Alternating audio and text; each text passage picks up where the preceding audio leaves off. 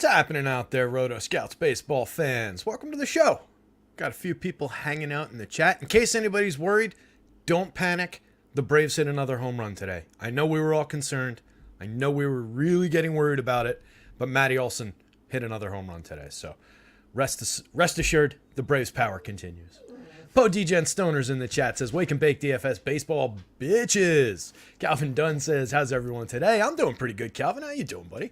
Good to see you. Stephen B's in the chat. Gundacker's in the chat. Gun, what's up? You're perfect timing. Yeah, love it. Gun ends, I pick it right up, and we keep on rolling.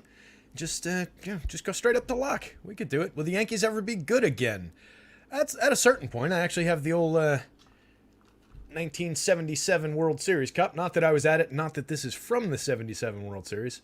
It was commemorating a bunch of old World Series at some point. But yeah, at a certain point in my life, a lot of people might not be familiar, but 77 was the last time that the Yankees had won up until 96. So for a long time in my life, as growing up as a kid and into my early teens, it was like, hey man, we're cursed. We suck. We'll never win. I'm never going to see a Yankees title. In the mid 90s, late 90s kind of changed that a little bit, got back on form for the Yankees. But yeah, it was a long stretch there of no winning. So we might be mired at one of those again right now. We'll see where it goes. Lone Wolf's in the chat. What's up, Lone Wolf? Jake Swales. DJ Weeze. Thanks for coming, man. DJ Weeze says, thanks for having me. Thank you for joining me, man. That's it. The door's open. Everybody's welcome. But I appreciate everybody who joins, comes and hangs out. Power's in the chat. We got a good one today, gang. 13 gamer following up the 15 gamer from yesterday. I didn't hit anything yesterday. Hopefully somebody did. Felt like we had a good show. A lot of things we talked about came through. A lot of the value pitchers we talked about came through. You know, there's a good swath of everything we were expecting. Kind of hit well that last night, but just didn't connect. I think I got a little overweight to the Dodgers at Coors more than I wanted to. So I think a lot of the lineups went a little bit by the wayside with that. Not that they were bad, but they weren't great, weren't the standout stack of the night. So just didn't get there, but felt like we had a pretty good show, and hopefully we'll do it again and improve the lineups this time around. Mamba, do I like Baltimore stacks? Yeah, kind of. We'll get into that one right out of the gate here, so we can just kind of dive right in. Let me get the sheet reset here. Got all the lineups in, but that first matchup. Just jump right to it. Welcome to the show. Welcome to the DFS analysis. The site is rotoscouts.com. Make sure you're checking out all the good content. Like, subscribe, follow, yada, yada, yada, etc., etc. Go give Gundacker some money for some subscriptions. Whatever endorsements he makes over on his site with his sponsors, go and make sure you're clicking on them. I have nothing like that for you. All I've got right now is baseball analysis. Let's dive in. The Reds, the Orioles. I do like the Orioles stack here. I'm not going to get carried away with them, but I think it's a good spot. Like, I think Luke Weaver ultimately is maybe a little bit better than his line would suggest, than like his results suggest. Nothing in the line necessarily leads me to that conclusion, but he always projects a little bit better than he seems like he should. Like, something in my model likes him a little bit, and I don't know why. And you can see that on the board today. I don't really buy that 25. He could easily get there with, a handful of runs scored, but some clean innings and a handful of strikeouts. That's around what he typically does. Overall, a 6.86 ERA, 4.69 xFIP on the season, 19.3% strikeout rate, and all this premium contact. This feeds the upside for the Orioles, I think. So I think we're getting some home run upside. I think we're getting some run creation upside. There's plenty of talent up and down this lineup. It's the version of the lineup that drops Aaron Hicks, fortunately, to the 7 spot rather than having him cleaning up. We get Ryan O'Hearn in the cleanup spot, who, while not being like an outstanding hitter by any means, is definitely, in my opinion, a better hitter than Aaron Hicks. 314, 355, 559 in a short sample for O'Hearn this season. He's not that guy. He's not the guy with the 15.6% barrel rate, 55.8% hard hits, and six home runs in that sample, 245 ISO. But while he is being that guy, or pretending to be that guy, we can definitely get shares at 3,200, 2,600. So that's easy to grab. Mullins is a star in the leadoff spot. Rushman's a star behind the plate. Santander is a probably second-tier player, but tons and tons of power in his bat. He's never expensive, 4,400, 3,300 in the outfield. Switch hitter with 14 home runs at 224 ISO, 44.2% hard hits for Santander. He doesn't have to be a star the way that they price him. So I like going to Santander here. O'Hearn, Austin Hayes having a nice year. Gunnar, 13.1% barrels, 50.3% hard hits now for Gunnar. 11 home runs at 217 ISO. Really got his season in gear. Started swinging the bat a little bit more, and just outstanding results. So premium player there. They've got Jordan Westberg, the recent call-up, finally got priced up. Second base only now on DK at 2,900. Shortstop only for 2,700 on FanDuel. He's going to be 1,000 to 2,000 more expensive on DK in the next week or so. Premium prospect. Significant hitter at the plate. Only 9 plate appearances, got a run on the board, an RBI on the board, 71.4% hard hits in whatever he's done in those 9 plate appearances. So kid can rake. We know that. We've seen it in the minors, and he's a premium prospect. So up and down with the Orioles. I wouldn't exclude Aaron Hicks. I wouldn't exclude Adam Frazier. If I'm building 30 Orioles stacks or 20 Orioles stacks, they'll be in a handful of them. They're not great, but they're... Hicks got a shot clock strikeout yesterday, did he? That's the Aaron Hicks I know. That's the moderately attentive, low-end effort Aaron Hicks that I know and love. He is certainly capable at the plate. He sees a ton of pitches. He draws walks at a decent clip. Still 13.1% walk rate is an aggressively good walk rate. 331 on base. He's not a bad player. He was in a bad spot in New York, got himself booed out of town, was underperforming, and I think not putting in maximum effort on the field, in the outfield when he got the opportunities in the outfield and certainly at the plate. So just was not in a good spot here in New York. I actually don't mind seeing him. Remember when Terry used to mock Aaron Hicks? Now he's endorsing him. No, it's a tepid endorsement, right? This is me, like, I'm not backpedaling on saying that he was a weird fit, a weird choice for them to have picked up in free agency. I don't think he's as productive a hitter as he's been over the last few days. But a guy at these prices in the outfield, in this lineup, in this matchup, I definitely just want to have shares of basically everybody here. But Hicks is a better player than where he landed at the end with the Yankees, for sure. I mean, or at least he was. And he's got the opportunity to maybe get back to some shade of that player, which is kind of what he's done over the last couple of weeks. So it was over the top with the negativity about Hicks, in the end for him in New York here. But I think the enthusiasm for him had gotten carried away over the last couple of weeks here as well. To be fair to Weaver, 3 of his last 4 teams he's pitched for have been the Braves and Cincy, Astros and Dodgers and Cincy. Yeah, it's not ideal for Weaver overall. Like I said, I believe there's more talent there than we see in statistics and then his results give us. And you can see that, like 21.8% strikeouts last year, a 6.56, this is 35 2/3 and only one start, a 6.56 ERA but a 3.82 xFIP, 4.25 ERA, 4.26 xFIP, and 65 2/3 with a 22.5% strikeout. Those are league average-ish type numbers. So like if he over time clawed his way to league average performance over the course of a career, I wouldn't be shocked. I think he's at least that talented. But right now, the current form is bad. There's tons of contact there. So I think you can target Weaver with Orioles shares. I wouldn't be stunned if he put up a start where he gives up 3 or 4 and doesn't get tattooed. Kyle Gibson, same thing on the other side. Just a guy on a different trajectory or different end of his career. Gibson, veteran guy, a lot of innings over the course of a lot of years here. We know what we're getting with Kyle Gibson. It's roughly league average performance. This year, the strikeouts have dipped below league average, 17.8% on the strikeouts. The xFIP is up a little bit at 4.49, ERA at 4.30. Still decent at limiting power, still decent at keeping the ball in the yard from time to time, 2.07% home run rate. Kyle Gibson's not bad. He can have an effective start from time to time. The Reds, for all the excitement about them in recent weeks, they're still a young developing team. There's still tons and tons of strikeouts available in this lineup. So, we don't want to get too carried away with the Reds. I don't know that leads me to Kyle Gibson. The price is certainly right for the play, 7,900, 8,000. He projects okay, 26 and change is a decent enough FanDuel projection at that price. If he books you the quality start, gets you a few innings, finds a few bonus strikeouts, that could be a guy that you're off and running with. But I really want to limit expectation even more than what the projection is probably limiting here, just because he hasn't been that guy. He was that guy like once or twice this year and not like at all else. So clean innings, maybe. I don't know if I see the strikeout upside, and I definitely do want to get some shares of the Reds. I think a lot of what they've been doing at the plate is real. I think Matt McClain is real. I think Ellie is certainly real. A lot of talk about, Ellie's strikeouts, which is sitting at 31% and was the one concern with him coming up in the minors. But the counting stats have been dominant. 3 home runs and 8 stolen bases in 84 plate appearances, creating runs 34% better than average. I don't feel like I need to sell Ellie De La Cruz to anybody, but what I think is interesting is the chatter about like, sell high and season long and he's going to come crashing back to earth and everything. Like I could see the triple slash certainly coming down, like a 320s on base or 330s on base, even maybe even lower, a low twos batting average, like a 230s Joey Votto, what Joey's got on his line right now, type batting average. But I'm just hunting for counting stats when it comes to DFS. I'm just hunting for those home runs, those stolen bases, the double dong day, the big day of production where his ridiculous contact profile comes through and he crushes a few pitches. So I really don't care about the strikeouts. I don't care if his average goes down. All I care about is the star power and the upside of talent with Ellie. Jake Fraley, good lefty hitter here, 11 home runs.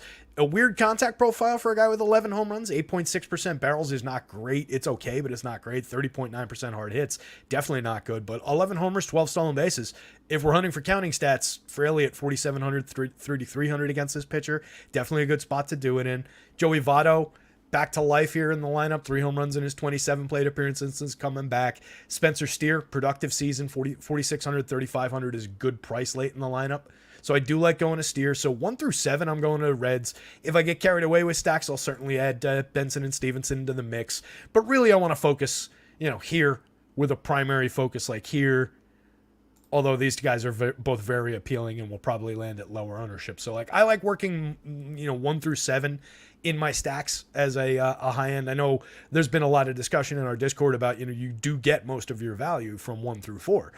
That's how baseball works. That's how lineup works. That's the guys that get more plate appearances than the other guys. Like that's, all logic dictates that that's your prime focus.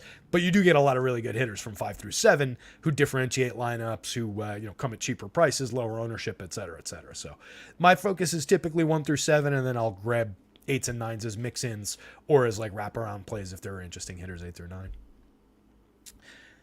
Larry C says, if you have a free 25 in ESPN daily podcast on Ellie today was very interesting. I'd be betting on him even more now. Yeah, I mean, he is one of my top candidates to be a long-term star.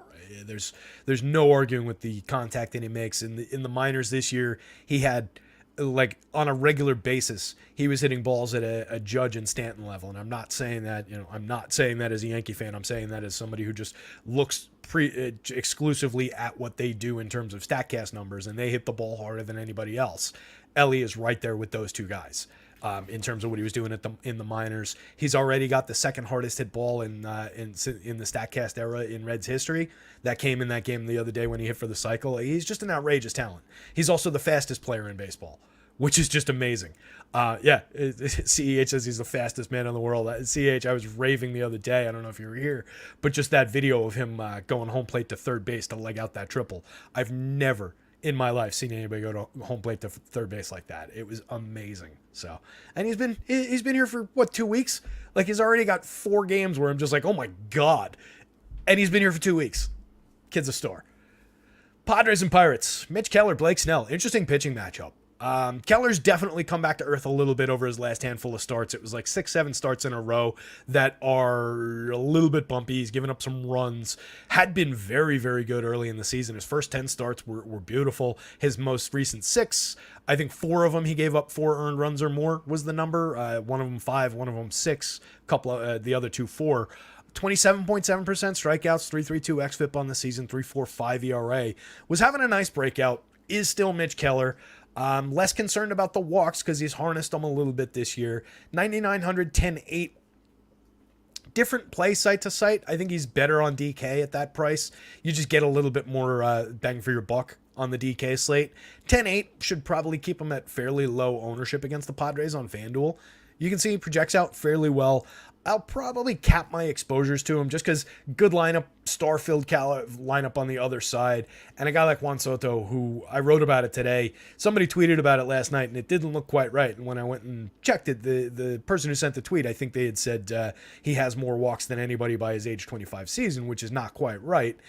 He'll be 25 in October this year, and he's 5th on the before you turn 25 walks list in far fewer plate appearances. The other names on that list were Mickey Mantle in first, Mel Ott, Bryce Harper was 1, and I forget the other guy. It's in the article. So Soto is an outrageous talent. He draws walks like nobody else in the game right now. A 423 on base percentage from a guy with a 226 ISO, 14 home runs, a 60% hard hit rate that is outrageously high, 12.5% barrels. Juan Soto is an absolute star. He's arguably a better hitter than Fernando Tatis with all his outrageous talent. 280, 348, 533. I believe in Soto's hit tool. I believe in his eye more than I believe in Tatis's. Tatis probably at the end of the day has a little bit more power, but it's pretty close. And Soto squares the ball up a lot more regularly. So it's really, really close. I said the other day, Soto would be my choice as like my next man in. Behind Acuna in if I was drafting a team today. Like, I think he's a tremendous talent, and only 25. Man, I hope he makes his way to the Yankees at some point. Fernando Tatis, obviously a star. Ha-Seong Kim, interesting option in the leadoff spot. Gets on base at a decent clip. 348 is a good on-base percentage. 8 homers, 13 stolen bases. So, like, decent for double-digit counting stats in both categories. A 111 WRC plus so far, and probably a decent trajectory upward. At 4,300, 3,000 multi-position on FanDuel, I like Kim leading off here ahead of Tatis, Soto, Manny Machado, Xander Bogaerts. Machado and Bogaerts both super underpriced on both sides. 5,600, 3,100, 4,900, 3,200 for those two players. It's just too cheap, especially on FanDuel. They are just way, way too cheap. Both of those guys are going to turn for the season. Both of those guys are going to come roaring back to life. They haven't been bad. They've just been underperforming expectations for them. So I just want to be there when the turn happens. I will go to them again and again and again at these prices. Cronenworth, not quite as much. He's underperforming this season as well. He's not a star. He's just an average player correlation piece. If he's that end underperforming, you can skip him, but he does have upside at 44.27 in this lineup. Gary, all his power. If he connects the ball, probably going over the wall. If he doesn't, it's a 0. That's what you get from Gary. He's your catcher. I always like going to him. 2,900. I think he's playable on FanDuel. 4,100. I think he's a good catcher option on the DK slate, especially in this matchup against Keller. There's definite upside for Mitch to leave a fat one over the plate. 9.9% barrels allowed this year. Only 31.9% hard hits. So it's an interesting blend. Only 86.7 miles an hour exit velo, but a guy who can generate that on his own. In Gary Sanchez, I think there's interesting upside for Gary if he connects today. Keller's also somebody who could just dance the ball away from Gary and induce 4 strikeouts from Gary today. So, you take what you get. Carp, Trent Grisham at the bottom, couple low-end lefties. Either one of them could connect and drive one over the wall, but they're below average players, in my opinion. On the Pirates side, going up against Blake Snell, I think there's EMAC in the chat. What's going on? EMAC. Hopefully here to just petition everybody for their votes. Kevin O says Florida EMAC. What's up, Kevin O? If you're in Florida, you're an important vote for the EMAC campaign. It's a big state. EMAC says you scouting your campaign manager yet? Kingmaker says you counting your campaign manager yet? It's a good handle for somebody soliciting that job. I'll say that much. Love it. What's going on, EMAC? It would be nice if we could have EMAC as a guest on the show. I'll say that. I don't know if I can say I'm not sure what he's allowed to do, but it would be nice if we could have him. Especially because then he could do some of the talking and I could just relax and not have to just jabber away this entire time. Did a number on my voice yesterday. I gotta say, rest of the night I was just like, yesterday after that 15 gamer. But we do have to pick up the pace. 4:30. Yeah, we're making okay time. As long as we get off by 6. Jake Swales saying hi to EMAC in the chat. All right, let's move on here. So Pirates going up against Blake Snell. Not to bury the lead on Snell. Tremendous strikeout pitcher. Second on my board, top of the board on a lot of sites. I actually have an interesting option at the top of the board who projects well on other sites, but I think higher for me than probably anywhere else. That's to spoil it. Kodai Senga is my top projected pitcher in that matchup against the Brewers. We hit David Peterson in that spot yesterday. I like Senga's upside if he can harness the walks, but Snell's right there. I think Blake Snell's a tremendous option on this slate. You're paying full freight for him, 10-3, 11-1 site to site, but well worth it. 30.7% strikeouts. He and Senga have the same issues in that they both strike out a ton of hitters, but they both walk a lot more. I have more faith in Snell just because I've got a longer track record with Snell. I've seen him do it for a lot longer. Punches his way out of any trouble that he gets into. 14.4% swinging strike rate, 30.7% strikeouts, 29.3% CSW, 3.22 ERA, 3.59 xFIP. To wrangle these to this level, with this kind of a walk rate is impressive. Like, that's just, that's a good pitcher who just puts guys on because he's trying to strike them out with filthy stuff that doesn't necessarily work as well in the zone and doesn't generate, called strikes as much, or he doesn't get the swing and miss that he's looking for. So yeah, the walk rate's high, but Blake Snell's a phenomenal pitcher. Even at price, I love going to him. Pirates are moderately frisky against lefties, 106 WRC plus. They're 15th ranked in the league in the split. A lot of good teams against lefties this year for run creation. But without Brian Reynolds in the lineup, they're just kind of an also-ran team. Connor Joe's come down to earth after his hot start. Only 6 homers, 3 stolen bases, 242, 331, 429. Better against lefties for sure, but not a great hitter by any means. McCutch, same story, has cooled significantly after a hot start. Love the player, love the on-base skills, walks at a 16.7% clip, 397 on base from the veteran. Even when he's not hitting, he's still a valuable contributor for runs, and he's better against lefties as well, but we're kind of on the back end of the career with McCutch, so you can go to him in stacks, but we don't want to get carried away. Ke'Bryan Hayes is a hitter I talk about a lot because I love his hard hit rate. He should be a better bat with that hard hit rate, but he's not. 290 on base is a weird choice for the leadoff role. 254, 290, 84 WRC plus. But I actually really like that spot in the lineup for him if that's where he ends up. I think he could be productive for DFS there. And I think given only a 20-ish% strikeout rate, if he can bump walks a little bit, I think he actually has a shot to get a little bit more productive just in general in real life in that spot. So I kind of like him in that role. I hope he stays there. I hope he lands there. I hope he stays there.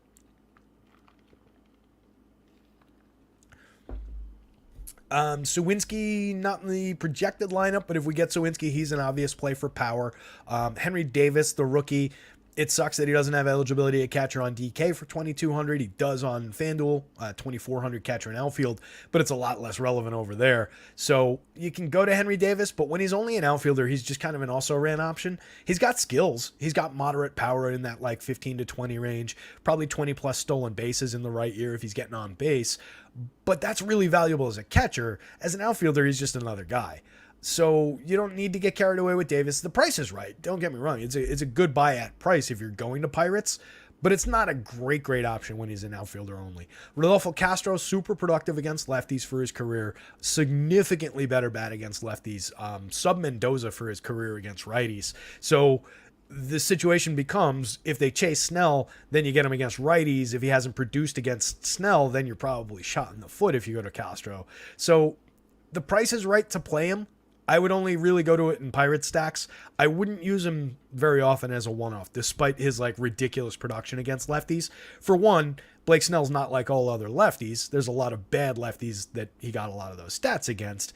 And for two, if he ends up against a righty a couple times out of the pen, then you're really screwed. And there's a good chance, given the structure of this lineup, that he'll face righties out of the bullpen. So I don't love the Castro play outside of Pittsburgh stacks, even at price, even with his production against lefties. Gonzalez, Ji-Hwan Bae, Austin Hedges down toward the bottom of the lineup. Mix-in options at best if you're going over the top with Pirate stacks. So this one, both pitchers in play for sure. Padres stacks definitely in play for me, at least 1 through 7. Pirate stacks only is like a hedge in minor doses. It'll probably be pretty contrarian. But that's one where it's like, are we being contrarian for smart reasons, for sharp reasons, or are we being contrarian because these guys just have low ownership numbers and are on the slate? And I think it's more the latter with Blake Snell on the mound and with no Brian Reynolds in the lineup. They could definitely deliver. If they do, it'll probably put somebody into first place early in the day. We'll see if it holds up. It depends on how crazy they go. But for me, it's not my low-end stack of choice here. Giants and the Blue Jays. Interesting pitching matchup in that I'll be curious to see how deep Trevor Richards works in the game. I'll be curious to see whether we get premium Trevor Richards, who's this 35.8% strikeout rate in this hybrid role that he's been pitching in. 2 starts in this limited opener type role, long relief opener type role where he'll go maybe 3 innings or so. But has significant upside for strikeouts, but has also been filthy for power in the small sample. So I don't know which direction this goes, but I think it's feeding the Giants upside for me. I like the home run picks. I like the home run model. Lamont Wade was my home run pick for the day at 10.29. I think we throw some of these Giants lefties for power at him. I think we throw a productive Giants lineup at cheap prices. at Trevor Richards and then whatever comes out of the Toronto bullpen here. So I'm going to be leaning more into the Giants side of things. I don't think it's the craziest idea in the world at the DraftKings price if you wanted to grab a few shares of Richards. I just wish we had a really strong track for how long he's going to be in the ball game. Looking at the 2 starts that he made, the nominal starts, against the Twins on the 10th, he struck out 7 of 11 hitters that he faced in 3 innings. And then in his second start, he only struck out 2 Rangers, allowed 3 runs on 3 hits, including 2 home runs. Went 3 innings in both of those outings. It's probably somewhere in between what we get tonight, but I lean more toward Giants bats than I do the Richards play. If you knew you were getting 4, or like if he was coming in behind an opener, I think it would be a better play than getting 3 off the top in this matchup. So I don't love the Richards play. It could succeed. He's obviously striking out a ton of hitters. If he gives you 7 strikeouts against 11 hitters, you're probably getting a decent little score for your 55 hundo. But I don't think he's got the shot at the win bonus or the quality start bonus or any of these things. So limited option. On the other side, Logan Webb is an interesting pitcher. He projects fairly well for me. I think the price where it is probably going to keep most of the ownership away in this matchup. I think he's got more than enough talent to pitch through this lineup. He doesn't get himself in trouble with walks. He doesn't typically allow a lot of power. 3.10% home run rate is actually like double what he's done in each of the last 2 seasons. It's a small sample, 16 starts, 105 and a third innings, but 1.40 last year, 1.51 home run rate the year before, all on low launch angles, like we always talk about. That's what we're looking for with some of these pitchers when it comes to guys who can just keep home runs in check. He's made a few mistakes this year, is just basically what this tells me. The barrels are up a little bit, the home runs are up a little bit, but the launch angle is still really low on the average. He keeps the ball in the yard for the most part. So a couple mistakes aside, a little bit of additional hard hits, additional legs of velocity aside, he's still been pretty good in that regard this year. The strikeouts are back up, not to quite where they were 2 years ago when it was 26.5%, but well up from the 20.7% last year. The walks are down. The xFIP is very good.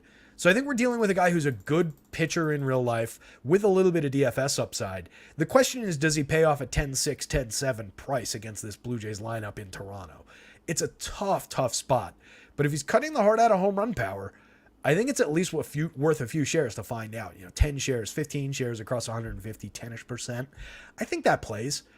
I would expect that he's at single-digit ownership across the industry. I can't imagine people are getting carried away with it. What I love about Webb is he gives you great depth. This is tied with Nate Eovaldi for the league lead. 105 and a third innings. That's more than anybody's thrown in the entire league. Gausman and somebody else, Gausman and Gallen, have both made 17 starts and have thrown like 104 and change innings after last night. So Webb's been giving you a lot of depth. He's been giving you a lot of shots at the quality start, the win, all these different things, with his lineup looking pretty good against Trevor Richards. So upside for the win in my mind, upside for the quality start. I like this spot for Logan Webb. I think it's a sneaky little spot on this DFS slate. There's options that I think have better paths to success, just given the matchup here, but there's definite trajectory to a win for Logan Webb, or to a winning score for Logan Webb. So I like that spot. The Blue Jays aren't easy to strike out, for sure. At least their premium bats in George Springer, Bo Bichette, and Vladdy Guerrero, all in the mid to low teens. Whit Merrifield also in the mid-teens, but there are strikeouts in guys like Brandon Belt sitting at a massive 37.6% for the year, Chapman 27%, Varsho 22%. So there's definitely strikeouts up and down this lineup. Kevin Biggio at the bottom of the lineup now, 32.1%. So Webb can find a few bonus strikeouts beyond the 24%, even if he's working at like 24-25%. We're still pretty good at 1-4. So I like the opportunity there. I think you can grab a few shares of Blue Jays, but it's kind of a mid-range stack play for me. They need to sequence. They're going to need to sequence and get on base and create runs rather than hit the home runs that they usually look for. I mean, they'll obviously be looking for home runs and they'll try to hit them. We'll see what they do, but the path to success for them is more on the sequencing and run creation front. They've got all this hard hit, all these barrel rates, all these home runs. There's definite danger here for Logan Webb. If he makes a mistake like he has a few times this year, the ball could definitely go over the wall. I don't want to undersell their potential at the plate. Springer, Bichette, Vladdy would be my focus if I'm going to Blue Jays. Definitely offset price with Brandon Belt and all his quality at the plate for only $3,000, $2,700. Chapman is fairly cheap again. He kind of stalled out for home run upside at 10, but he's still got a tremendous contact profile, 18.6% barrels, 58.8% hard hits, 124 on the WRC plus for the year. And then this back end is capable. It's not a great bottom of the lineup. You can say that, I'm going to make priorities out of the top like 6 here and then kind of forgo these guys. But I like Whit Merrifield's ability to get on base, provide some speed. I kind of wish he was hitting second. Like, I think this lineup would work effectively if it was like even leadoff, like Merrifield, Springer, Belt, Bichette, Guerrero, or like, you don't want to drop Vladdy to 5th. Maybe move Belt down to 5th and just move Merrifield up. But regardless, I think he's a more effective player when he's hitting ahead of these guys, is kind of the point I'm trying to make, because of his on-base acumen, because of his correlated scoring ability. When he's down here, it doesn't work quite as well for Merrifield. If he was hitting 9th, he'd be more interesting because you could wrap him around a little bit more effectively. Decent player, good price, multi-position eligible, so somebody you can definitely go to. On the Giants side, like I said, a lot of the lefty power. Lamont Wade, my home run pick for the day. Jock Peterson, a better home run mark in the model. 8 home runs on the season for Peterson. We know he's a platoon specialist. We know he's got tons and tons of hard hit against lefties. J.D. Davis, a reliable right-handed bat with power. All these guys are really cheap. Davis, 4,200, 2,900, despite going 289, 369, 471 with a 131 WRC plus, 10 homers on the season. He's cooled a little bit in terms of he was hitting a home run, every other day earlier in the season, but the contact profile is still really good. The average is still very good. He's always been a very good hitter when he's gotten opportunities. So I love him at price. Great positioning in a lineup that I expect to be productive. Conforto, excellent lefty power, 12 homers on the season. Blake Sable, cheap catcher, with a little bit of power, 202 plate appearances, 7 homers. Just at a league average on the WRC plus, but a good contact profile for Blake Sable. Tyler Estrada dropping in the lineup, but good power, good speed. Fairly affordable prices, 5,200, 3,400. The most expensive player in the team on both sites, but definitely viable in the middle infield. And then whatever you get at the bottom is, take it or leave it. Patrick Bailey, Brandon Crawford, Luis Matos might be down there. Talent in that group, Bailey, and a second catcher, definitely has been good, over 111 plate appearances. I don't really believe that 320, 349, 534 is real, but for that price, you don't need him to be that productive. Crawford, veteran bat with some power. Luis Matos, hit tool, speed, defense kind of a prospect, but a good prospect. So that one is Logan Webb. No real need for Blue Jays pitching. Definitely interest in the Giants bats. And then some shares of Blue Jays, but definitely not going to get carried away with it. Limited interest in the Blue Jays just on Webb's general ability to cap upside, cap power. Marlins and the Red Sox. We've got Braxton Garrett on the mound going up against Caleb Ort, and then mostly the Red Sox bullpen. I don't think they've named a bulk reliever. If I'm wrong about that, somebody let me know, but I haven't seen any bulk reliever named here. So, Fanatics in the chat. J187's in the chat. Larry says the San Francisco lineup is out. Well, I didn't grab it while we were talking about it, but I guess I can take a second to go back. We've gotten through 3 games in 45 minutes. Why not go back in time real quick? Estrada hitting second. Okay, good. So Wade bumped to Estrada from where we were looking at. Davis, Peterson hitting 4th. Bailey hitting 5th is interesting. Conforto 6th. Matos, Sable, Schmidt. Not the ideal version of this lineup, but I still get my lefties in Conforto and Peterson. Bailey hitting 5th is very interesting there. Sable dropping to 8th. So strange decision, but I guess I get it. Bailey's been raking, switch hitter. So yeah, I like that 1 through 6 plus Sable probably. Anyway, moving on. So Braxton Garrett, I'm very interested in on the mound. 28.7% strikeouts, 2.72 xFIP, a 3.64 ERA, 4.5% walk rate for the lefty. An ascendant season for Braxton Garrett. He's having a nice little breakout season, striking out a lot of hitters. Really came on strong over the last 2 months. 8,700, 9,900. Sites haven't caught up to him yet. 8,700 is very, very cheap for this pitcher in this matchup. I like this spot for Garrett quite a bit. Projects only okay. My model isn't fully caught up to him yet either. I was trying to give him a little bit of a boost in the backbone projections, but I didn't want to go nuts with it because I didn't want to artificially just inflate him to a 30-plus fantasy score. But I think we're in that range here. I think he's got upside beyond what we're showing in the model. There have been some hard hits for sure. 9.2% barrels, 46.4% hard hits, 91.2 miles an hour exit velo, only a 2.87% home run rate, pitching in a hitter's park. There are arguments against him for sure, but at price, at what I don't think will be outrageous popularity by any means, I think there's a good opportunity for Braxton Garrett here to continue his run of high strikeout performances. The Red Sox lineup, Ref Snyder hitting third again. They love sticking Ref Snyder third. I get leading him off against a lefty at this point. He's a journeyman. We've talked about him a few times. He's a career journeyman utility man. He's not even a journeyman everyday player. He's a journeyman utility man part-time backup player. He plays in a platoon role because he does hit the ball well against lefties. He does get on base against lefties. But he is not a three hitter by any means. Platoon splits or no. Lefty or no. He's not a three hitter. I get leading him off. They should have him in the leadoff spot and Alex Verdugo in the 3 spot if they want to go this route. Or Justin Turner in the 3 spot and Verdugo second. It's insane to put Rob Refsnyder in the 3 spot, even against a lefty.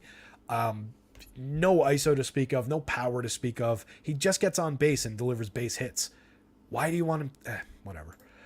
3,300, 2,700. You can put him in your lineups if you want to. He is probably going to deliver a couple of base hits, maybe some correlated scoring, but he needs these 2 guys to help him out. There's not much here to help him out. So Arroyo, Enrique Hernandez, Connor Wong, David Hamilton, kind of a weak back end. I do talk about Wong's contact profile quite a bit. 6 home runs on the season in 192 plate appearances, but a 229, 293, 411 with an 89 WRC plus overall. We need to be realistic about that option. So that's why Refsnyder works better up here, because then these 2 guys would also be able to help drive him in. Just a weird choice. Verdugo's a great leadoff hitter. He can hit leadoff any day. 307, 379, 477. Very good run creator from the left side. Justin Turner, great hit tool, good power, 11 home runs on the season. Devers is obviously a star despite the decline in his triple slash and his WRC plus dropping by, I think, like 31 points overall so far this season. He was like 140 last year, 109 this year, but still tremendous power, 18 homers, 241 ISO. I believe the hit tool and the triple slash will turn. The contact profile is still robust, so no issues going to Devers. Adam Duvall, tons of righty power. No Tristan Casas today. They sent my guy Bobby Dahlbeck back to AAA after 1 plate appearance. Just jerking that poor kid off. It's just ridiculous what they're doing to poor Bobby Dahlbeck. Kid deserves a shot in the majors. Just trade him. On the other side, the Marlins. I think you can play some Marlins against the Red Sox bullpen here. I don't want to go to Caleb Ort at 4,000. I think he's getting an inning off the top. I don't know who they're going to bring out after this, but I think you can grab some quality with the Marlins lineup. They got Jazz Chisholm back last night. He went 3 for 5, doubled, scored 2 runs, drove in 3, I think. Star caliber player. 5,100, 3,200, cheaper on FanDuel relatively, but a good buy in the outfield for the Marlins on both sites. Hitting cleanup is a great spot for him in the lineup. It adds to their upside in that lineup that was previously just kind of Luis Arias and Jorge Soler and then maybe some Brian De La Cruz. De La Cruz had a good night last night. 9 home runs on the season, 153 ISO overall, 109 WRC plus. We don't want to get carried away, but 282, 329, 436 on the season. An effective third hitter in the lineup for cheap prices behind Arias and Soler and all their ridiculous production. Arias 399. I can't even say it. It's so good. A 399 batting average, a 450 on base percentage. I wrote it either yesterday or in today's article. It was hours ago at this point, but a guy who gets on base at 45% of the time in a sport where a 30% success rate basically heads into the Hall of Fame in terms of a batting average is insane. It's so valuable. 61% better than average creating runs. I know he's not good for power or anything like that, but just a guy who can go, 3 for 4, 3 for 5, multiple runs scored over and over again for you, correlating well with Soler, with Jazz Chisholm, with Brian De La Cruz, even Garrett Cooper. There's tons of upside for their eyes. So you go to him, you go to Soler and all his power, De La Cruz, Jazz, some shares of Garrett Cooper. Cooper I don't really fully rely on in this stack, but 9 homers is decent production. 9.9% barrel rate, 44.7% hard hits. There are good reasons to go to Cooper at price when stacking Marlins. It's not a player to go out of your way for. It's not a one-off play by any means. No Jesus Sanchez, kind of a downgrade for the bottom of the lineup. Segura's been awful this year. I know he scored a few points last night, but overall has been terrible. Dead minimum price at third base on FanDuel. I don't want him at third base. That's what kind of sucks. I wish I could get him at second. Even shortstop, I think I would take him. Third base, that kind of sucks to have that hitter, but at least min price is effective. But a 45 WRC plus over 230 plate appearances, it's kind of who he is at this point. Wendell, Fortes, Davis, kind of a weak bottom third. So in this one, I am looking strongly at Braxton Garrett shares for price, particularly on DK. There's a lot of value there as an SP2. Some Marlins bats, minor shares of Red Sox bats 1 through 5. I spoiled this one. Man, we got a long way to go. I spoiled this one already. Kodai Senga, my top projected pitcher of the day. 28% strikeout rate, 13.3% walks, 3.52 of ERA is good, 4.05 xFIP is fine. I'm not worried about the xFIP. I am worried about the walks. I'm not too concerned about the power he's allowed. 6.7% barrels, 41.8% hard hits is fine. 88.4 miles an hour. Exit velo is good. 2.71% home run rates. So he isn't getting burnt really when he puts guys on base. Like I said before with Snell, he's got the ability to punch his way out of trouble. More limited than Snell in that sense. 12% swinging strike rate, 28.3% CSW. So not as good as Snell, but he projects better. I love the matchup here against the Brewers. 24.4% strikeout rate for this projected lineup. Let me see if we got it confirmed. Still don't have it confirmed, but I expect it to take basically this shape for Milwaukee. So tons of strikeouts available for him. You're going up against Christian Yelich as a good lefty bat off the top of the lineup at good prices. I like Yelich if I'm going to stacks of Brewers, and I think a few hedge stacks wouldn't be out of the question, especially if you roster a lot of Kodai Senga at 10-1, 10-3. Maybe grab a few hedge shares of Brewers. Christian Yelich at 4,400, 3,300 is a really good buy. 9 home runs on the season, 17 stolen bases. We're probably never going back to 30 home runs, but 20's not out of the question. He's halfway there in half a season. 119 WRC plus on the season, still all those hard hits, those barrels, 20 plus homers, and 30 plus steals is still on the table for Christian Yelich. So that's star caliber output at good prices in the outfield. William Contreras, moderate production as a catcher, good contact profile, good home run upside, an okay triple slash, good run creator for a catcher. Rowdy, only 3,700, 2,700, a 12.67 in the home run model here against a pitcher that I like. Rowdy's where you're getting your power in this lineup. 12 homers on the season, a 189 ISO. Adames also provides a ton of power. 13.2% barrels, 33% on the hard hits. 12 home runs, but a 204, 290, 376 triple slash. Rowdy just puts bat on ball a little bit better, I think, than Adames does. Lower strikeout rate for Rowdy. So, a couple of free swingers in the heart of the lineup there, but I prefer Rowdy a little bit better on the lefty-righty as well for Rowdy. Owen Miller, moderately productive guy, 4 homers, 9 stolen bases, 99 WRC plus. Winker's been bad this year. Urias has been out of the lineup for most of the season, hit a bunch of home runs over the last couple of years. Mix and match play, multi-position eligible for low prices. 3-position eligible at 2,300 makes him interesting to me if he's in the lineup. And if I'm going to Brewers. Perkins and Weimer, productive guys from the bottom of the lineup. So it's an okay lineup from top to bottom, but I prefer the Senga side, and it's projecting out for me. I hope he's not that popular. I don't think he will be. I think he projects well, but isn't really popular, at least according to one other site that I took a quick peek at earlier in the afternoon. So I kind of like my spot here for Senga, and I'll have probably more than the field. I think that's viable on both sites. I don't think the Brewers are that good of a lineup. I think there's plenty of strikeouts here. On the other side, Wade Miley, no thanks. Innings eater, maybe, moderately effective pitcher, but not a DFS pitcher. Doesn't really strike many hitters out. Can find you clean innings, can definitely put up starts. He's had one bad start in his 10 this season where he gave up like 7 earned runs. Outside of that, I don't think he's given up more than 3, and kind of does that from time to time, goes on stretches of not allowing a ton of runs. Doesn't yield a ton of power. 32.1% hard hits is great, especially with a 9.7% barrel rate. 2.87% home runs, only 87.1 miles an hour of exit velo. So a little bit difficult to generate power against. I wouldn't put it past Pete Alonso to hit a dinger off of him, but only an 8.87 in the home run model. So you can see how he cuts power a little bit. Mets are going to have to correlate, sequence and create runs here, and you can get that from this lineup. Good options for that with Brandon Nimmo up top, Starling Marte. Francisco Lindor got our home run yesterday as the home run pick. He's got 16 on the season. He hasn't been great for on base or batting average or sequencing, but he's been really good for power this year. So maybe you get the double, maybe you get the a big game in terms of big knocks, but keeping the ball in the yard, or maybe he takes Wade Miley deep. It's not like he can't. So I like going to Lindor, Pete Alonso, Tommy Pham. at least a sturdy veteran bat who has had a good year over 187 plate appearances. I'm very curious to see if he gets another 300 the rest of the way, how he does second half. Because he's been a productive guy, double-digit homers, double-digit stolen base totals in multiple seasons in the past. Just came into the season kind of trailing off for his career overall in his mid-30s and relegated to part-time play. But if he's going to be a regular, I'm curious to see what Tommy Pham does the rest of the way. And right now, he's very cheap for a guy with that contact profile.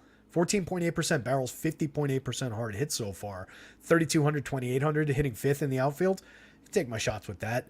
Brett Beatty, lefty, rookie, premium prospect. I don't love the spot for Beatty, but I do like the hitter in general. Alvarez has really cooled over the price is right for a right-handed hitter with all that power upside as a catcher, but I think 220, 274, 468 is like a realistic triple slash going forward.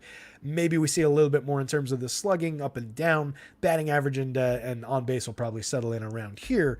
He's a catcher who got here earlier than expected because of injuries and stuff and really hit a ton of home runs and caught on and won this full-time role, deservedly so.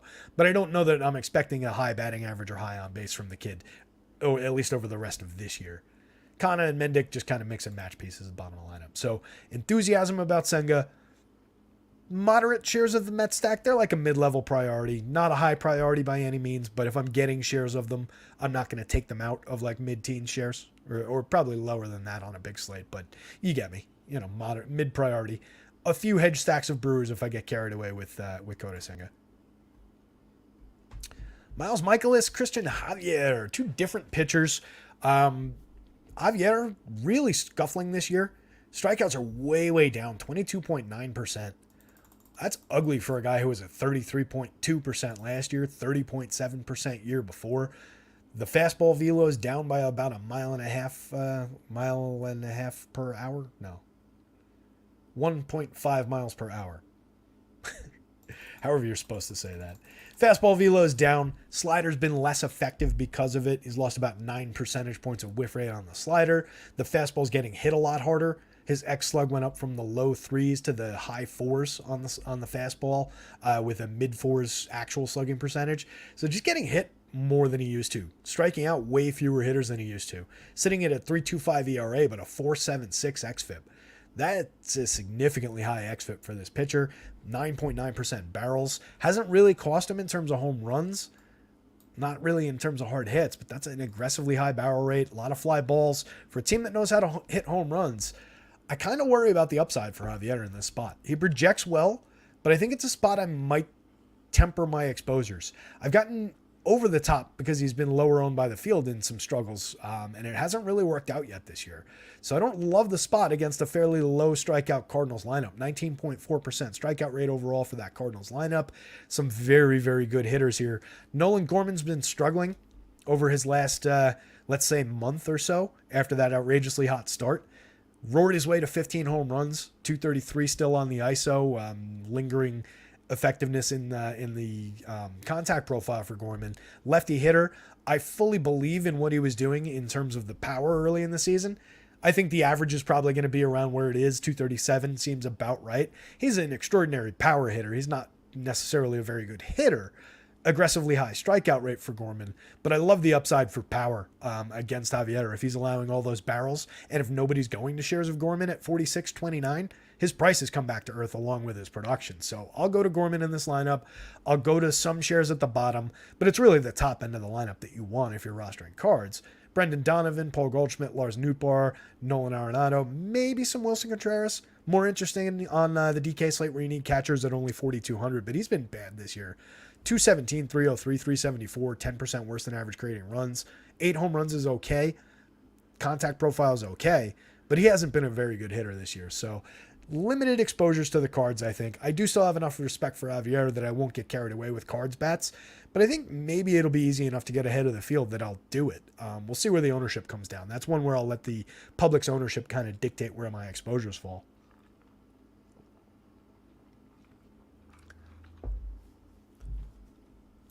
Nootbaar's a really interesting hitter, by the way. I don't want to skip him. Lefty hitter.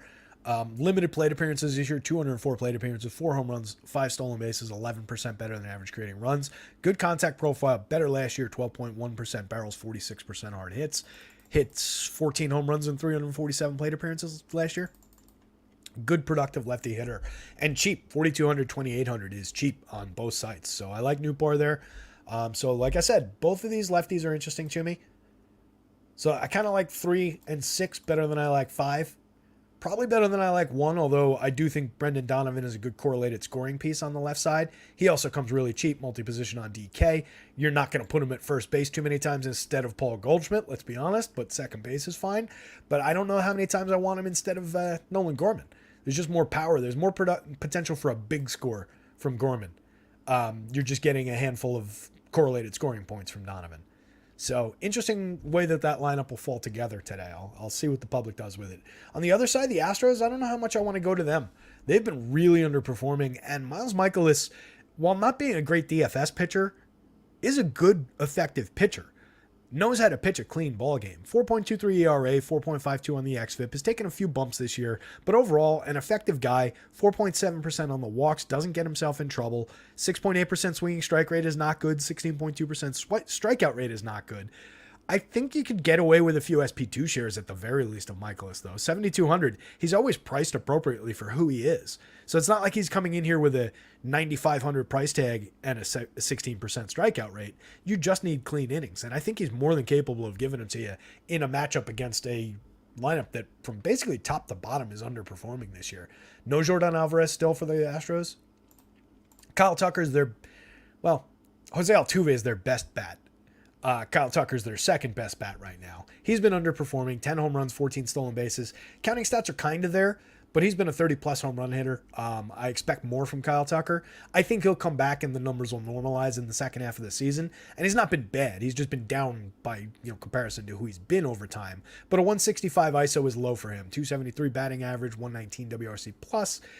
7.8% barrels down from 10.1, but the hard hits are way up for him from 41.9 to 47.3. So I think when everything else comes back, I think he comes roaring to life in terms of the power upside. So I do like going to shares of Tucker as a lefty against a weak, a soft tossing pitcher anyway. Jose Altuve, like I said, their best hitter overall, 3 home runs, 5 stolen bases, and 114. He did a lot more last year and will probably do a lot more the rest of the way after being hurt. Get him while he's cheap at 47.32 if you're going Astros.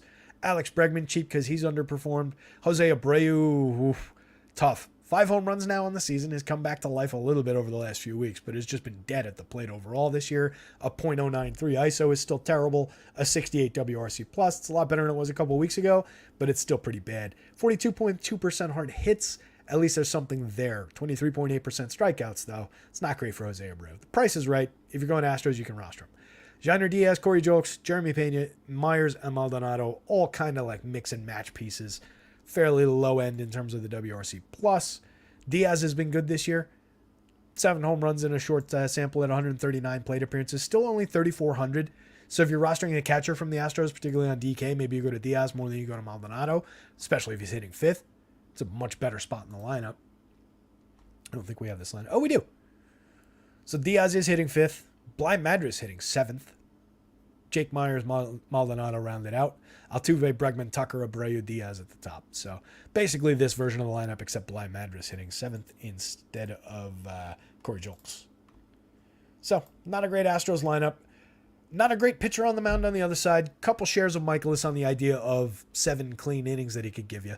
A win, something like that. But not a great spot for his offense going up against Javier, even with Javier's struggles. So it could be, this is one of those 4 corners games that could be a little bit of everything, hands off on everything, not necessarily making a mistake either way. It's difficult to talk about these games in terms of what you want to do. If somebody told me their house was on the line, what should they do in this game?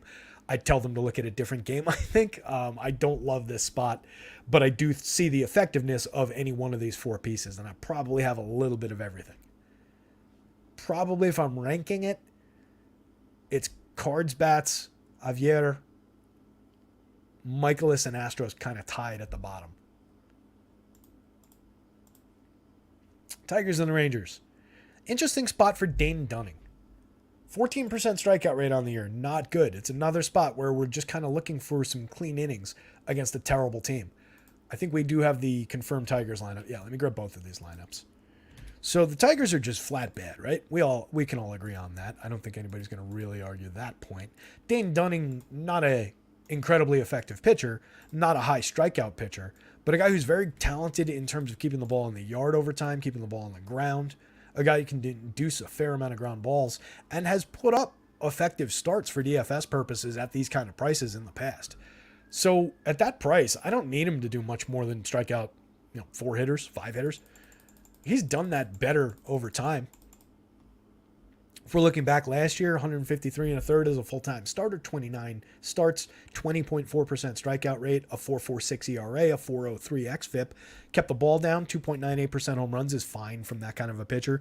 5.4 degree average launch angle, 6.8 degrees the year before, 2.54% home runs. So again, not an incredibly good pitcher, but a guy who can keep the ball in the yard and on the ground effectively. Struck out more the year before last. 4.51 on the ERA wasn't as good, but 3.87 on the xFIP was better.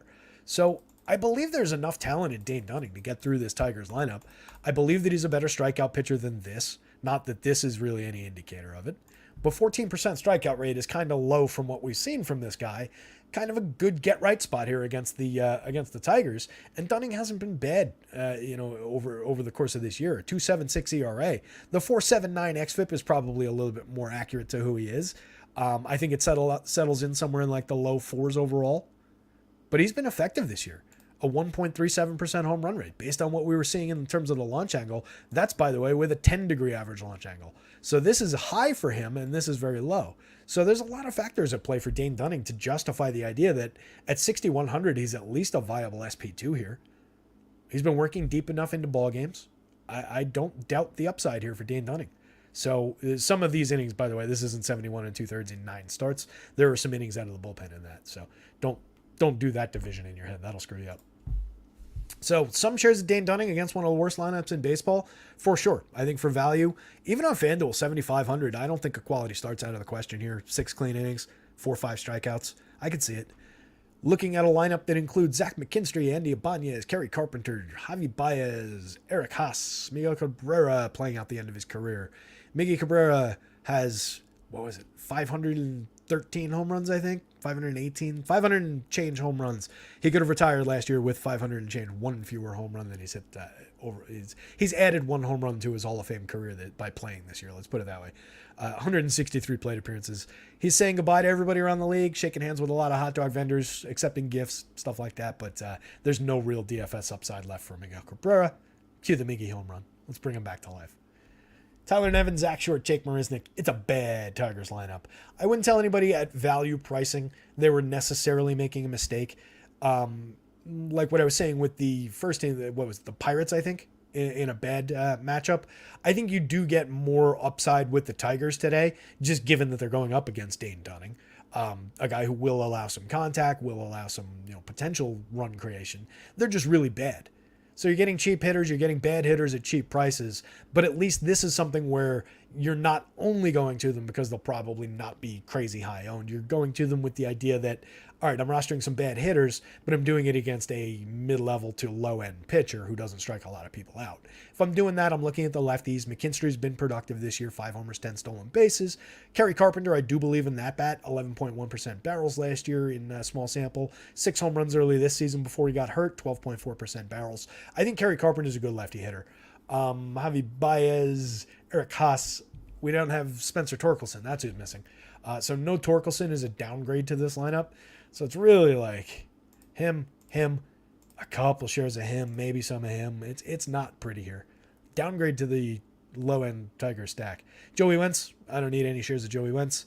I can't imagine why anybody would roster him in this spot against the Rangers. 20.1% strikeouts over 14 starts, 67 innings, 10.5% swinging strike rate, 6.72 on the ERA, allowing all this premium contact and power. Just don't do that to yourself, even at 5,800 on DK. If somebody wins, congratulate them on their luck with Joey Wentz in the lineup. Let's put it that way. It's not a smart play. It's not a smart contrarian play. It's just a terrible play. If somebody wins with Joey Wentz, they luck box their way into money tonight. The Rangers, definitely a high-end stack. I expect they'll be one of the highest-owned non-Coors teams in this matchup. Semien, Seager, Nathaniel Lowe hitting third, so we didn't get Josh Young up to the third spot against the lefty, but we do have him back in the lineup hitting fifth today. I love Lowe and Young as cheap hitters in this lineup, cheap comparatively anyway, 42.31 and 47.33 compared to the 5s and 6s that we get for Semien, Seager and Adolis Garcia, all of whom I want to roster in big shares. It just helps get to those guys. Jonah Heim, Ezekiel Duran, Mitch Garver, Leody Taveras, excellent bottom end. You could roster those 4 guys as a stack. They would be higher in the batting order on a lot of other teams. A lot of power there, a lot of run creation ability there. Limited plate appearances, so it's not one where I necessarily actually do want to roster those guys as a stack. I want to clarify that a little bit. They get fewer plate appearances, so stringing together fewer plate appearances, even with correlated scoring, does hamper the upside of a lineup and makes it less likely to deliver for you. You could, of course, get a handful of, 2-3 home runs out of that group, and you're off and running for the day. But these guys are more effective when, like, 2 of them are strung together with these guys. So it's something you don't want to get carried away with the bottom of the lineup, but this is one of the best bottom of the lineups in baseball, if not the best bottom of the lineup in baseball. So it's one that you do want to go to in one share of Ezekiel Duran to go with these guys, one share of Taveras to wrap around to these guys, stuff like that. That's how you use those guys. High shares overall of them, but not massive shares of all of them together is the point I'm trying to make. So enthusiastic about the Rangers from top to bottom. Minor interest in Dane Dunning as a value play on DK. 75. It's tough on FanDuel, but I think the price is right. I'll have a few shares probably. Minor, low end, expect it to fail kind of interest in the Tigers' top couple hitters, primarily the lefties. Phil's in the Cubbies. Veteran pitchers on the bump. Let's see what's going on in chat. I'm jumped in. I feel like I'm lecturing today. Chuck Deuces says, I'm here. Go ahead and start. Let me rewind to the beginning of the show. House on the line. Yeah, Kevin O. People, we don't have a lot of members here at rotoscouts. We don't have a lot of viewers, but the ones that do put their houses on the line on these plays, they're definitely, gun to their head type of action for everybody in this chat. Yeah, it's love to. Larry C says the home run model seems to love Tellez almost every night. Yeah, he's got outstanding power. It's justified.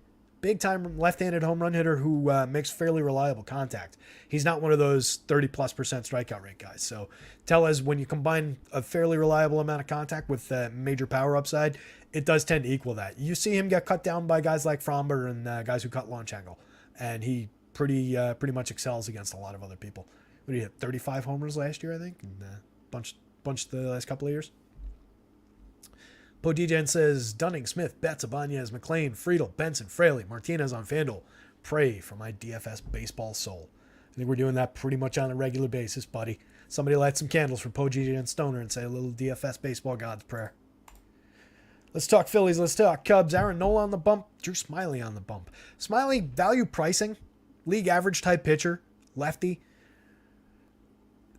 Minor amount of upside. He'd be more interesting, I think, if the wind were blowing in today. Oh, we just got the Cubbies lineup. Excellent. We've got the Phils. I think Phils is already loaded up. No, they're not. All right, I'll grab them both. I can grab them both while I talk about Drew Smyly. I don't know how much we want to go to Smyly against the Phillies.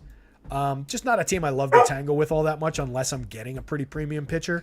And that's not really what we're getting. Joker, enough, buddy. Come on. Come lie down. It's not really what we're getting with Smyly. We're getting like a 1-in-5 strikeout type guy, wind blowing out. Not a big wind, but a little bit of wind blowing out to support the upside for some of these home run hitters on the Philly side of things. So I don't love the opportunity for Smyly. I do think he could book you 6 clean innings on the right night. At 86 on FanDuel, I don't think I'm going there. At 74 on DK, it's not necessarily a mistake to, maybe you get 6 innings, a win, a handful of strikeouts. So I think he's viable on DK in small doses in an SP2. 86, he's just a little bit high price for me. Doesn't project great in terms of like a value pitcher projection there. Not a bad pitcher by any means, but not a high-end guy either. Nola is a high-end guy, even though it doesn't necessarily look like it in a lot of his results this year. 102 thirds, one of the more reliable pitchers in the league for depth. You remember what we said about whoever that was that had only 5 more innings pitched to lead the league. So 16 starts, 102 thirds. You're getting a lot of depth from Nola. He's been pitching through trouble in a lot of these starts where, like, he'll give up 4 or 5 in a bad inning and then continue rolling through the game, strike out a few more hitters, offset it with innings pitched. But he hasn't been his old dominant self. The strikeouts are down a little bit at 24.3, 6.5% on the walks, 3.94 xFIP, 4.38 ERA, giving up a little bit more power than he used to, 3.72% on the home runs. I think there's still some happenstance here, though. We're getting him at basically full freight at 10.4 on DK, a little bit of a discount at 96 on FanDuel. And you can see the struggles are coming through a little bit in the model. It's not like the Cubbies are a super threatening team. They get on base at a good clip. They have a little bit of power, but they aren't, world beaters at the plate by any means. And Nola's projected below 30 in FanDuel scoring. So I think at price, he projects just, pretty much where he should be. I'll definitely take shares. What I'm hoping for is that he comes through at fairly lowish ownership. I don't think he was a extremely popular player on the RG projections that I saw earlier in the day. So I'm hoping that, that kind of holds up. 10.4, I expect that he would be fairly low owned on DK, but I don't have as good a barometer for what that looks like. I think he's a viable play here. There are strikeouts in that Cubs lineup. Not a ton of them, but a lot of their average is offset by like Nico Hoerner at 10.8%. Very difficult to strike out. Bottom of the lineup, Nick Madrigal at 10%. Difficult to strike out, but 2 fairly non-threatening hitters overall. Hoerner's an okay power bat, 5 home runs on the season, 314 plate appearances. Not a fearsome power bat by any means, a 117 ISO. He's an on-base and stolen base guy. Nick Madrigal is a weak slap hitter type of a guy. Tauchman strikes out 21% of the time. Morel strikes out 30% of the time. Ian Happ, for all his quality and on-base skills and good walk rate, strikes out 24.6. Swanson, Bellinger, all their key bats strike out at, not aggressive high rates, but fairly high rates that Aaron Nola could definitely exploit. Nola's been a star pitcher over the past few years. 29.1% strikeouts, one of the competitors for the Cy Young with a 2.77 xFIP last year, a 0.96 whip. He was outstanding last year. Just as good the year before, 29.8% strikeouts. So the strikeouts are way down. Swinging strikes are way down. Stuff's been less effective. Lost about a mile an hour last time I looked on the fastball. We'll see what we get from Nola, but I'm going to go back there, especially at this FanDuel price. I will be part of finding out what happens. Few shares of the Cubbies, particularly as a hedge. If you get carried away with Nola shares, totally fine. I mentioned the on-base skills, and those are strong through the heart of the lineup here. You got a lot of decent power bats who have kind of underperformed. Ian Happ not hitting as many homers this year, not hitting for as good an ISO. Dansby Swanson way down in terms of the power with only 8 home runs at 140 ISO, but I still believe in those bats. I've seen them perform too much over time. Tauchman, kind of an interesting option in the leadoff role. A 392 on base is great. I said it in the article, if Nico Hoerner had Mike Tauchman's on base percentage, he'd have 30 stolen bases this year. Unfortunately, Hoerner's got a 328 on base percentage, 17 stolen bases. Still a productive guy. 1.9% on the barrels, though. Like, the theme continues that he is not a power hitter by any means. Chris Morel, good power, 13 home runs. Most of them came in that first 10 days that he was back from the injured list. Cody Bellinger back in the lineup, 4,500, 3,200. Good pricing on Bellinger. He'll finish the year on the Rangers or the Dodgers. Well, probably not back to the Dodgers, but he'll finish the year on a different team probably. The Cubbies are going to cut bait on him. Hopefully he continues to perform like this and they get a good return for the Cubs' sake. 7 home runs, 10 stolen bases earlier in the year and 195 plate appearances. It was nice to see Bellinger bounce back to form. Former MVP from a couple years ago. Struggled badly over the last 2 years.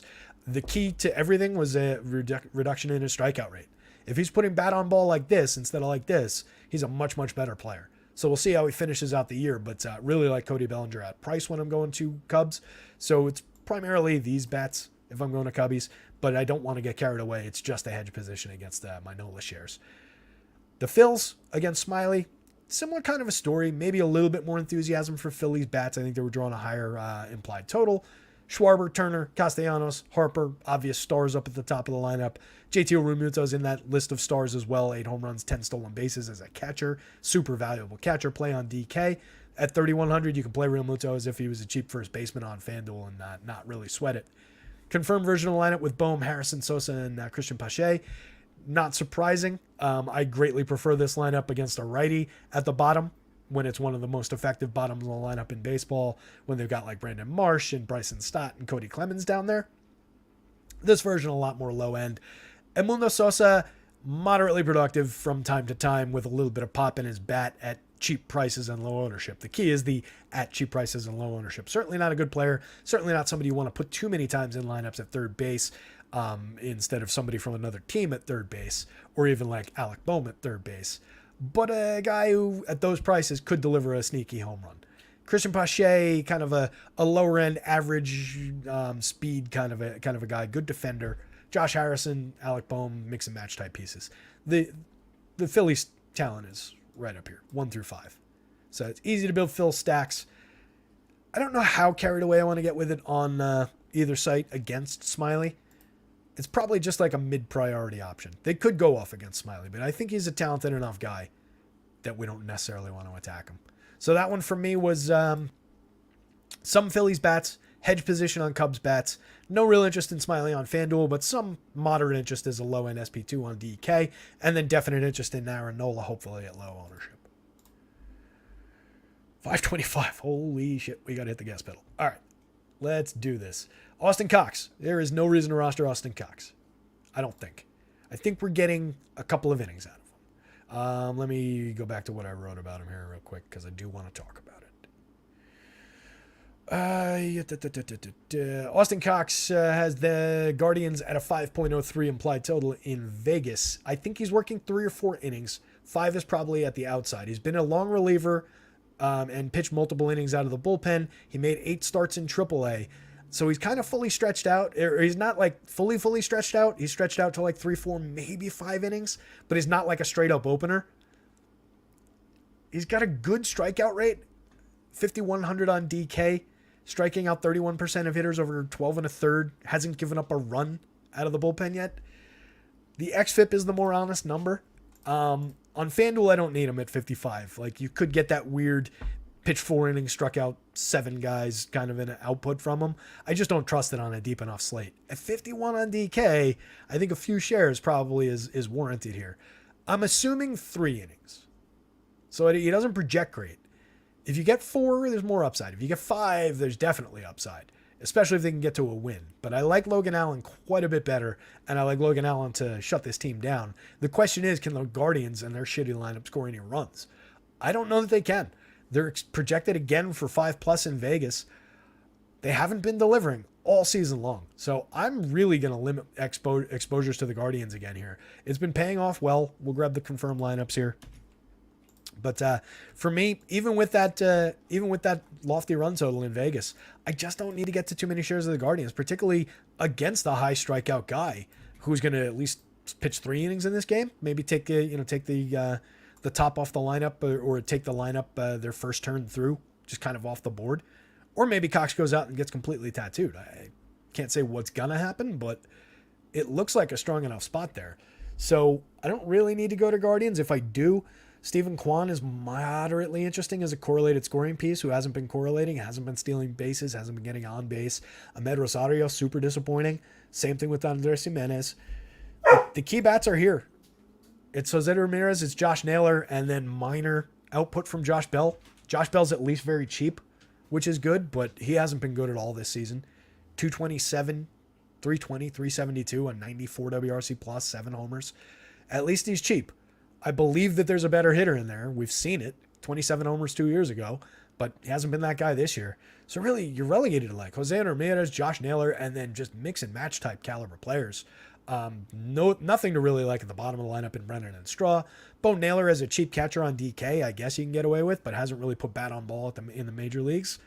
Against the high strikeout option to start the game, kind of a lousy bullpen, but yeah, I don't really believe in the spot for the Guardians. At the same time, I'm not really going to any stacks of Royals. Maybe a few to hedge off the big position I plan on taking on Logan Allen. We got there last night with Gavin Williams in his second start of his career. Logan Allen, not the flamethrower that Gavin Williams is, but has very, very good stuff. Has made more major league starts, 11 starts on the season, 58 2/3, 22.5% strikeouts, 3.68 ERA, a 4.12 xFIP. The issue with Allen is, are we going to run into a short start again? In his last 2 outings, he got tattooed 2 starts back by, I want to say the Padres. It's in the article. Joker, I swear. Shut up, buddy. Go lie down, please. Man, this is grueling today. I don't know why. fun, but grueling. Don't get me wrong. I'm enjoying myself. I'm happy to be here. But it's just a slog to talk through all this stuff a little bit today. But anyway, it was the way I put it was a forgivable start. It was against the Padres back on the 15th. Give up 5 earned in three innings, struck out just 2, walked 4, came out of the game fairly early, a lot of pitches, bad output. The next start was the interesting one. He only went 4 innings against the A's. It was a good start. He struck out 5, allowed just 2 hits, didn't allow any runs, but only went 4 innings, walked 3, and threw 89 pitches to get there. So that's why he came out of the game early. He just wasn't pitching efficiently. He walked a few too many, did strike out a handful in the short start, but we didn't quite get there DFS-wise in what I thought was going to be a good spot. I'm sure people remember I was talking up Logan Allen the last time he went. I think he projects just as well against this Royals lineup. There are tons of strikeouts in this Royals lineup. It's a good spot. If he can avoid the power up top with Bobby Witt, Sal Perez, and MJ slid to 5th and hasn't been hitting for power. So really, if you can avoid Bobby Witt and Sal Perez up top, you're getting Matt Duffy, Michael Garcia, MJ Melendez as a lefty-lefty, Edward Olivares, Drew Waters, Samad Taylor, Nicky Lopez.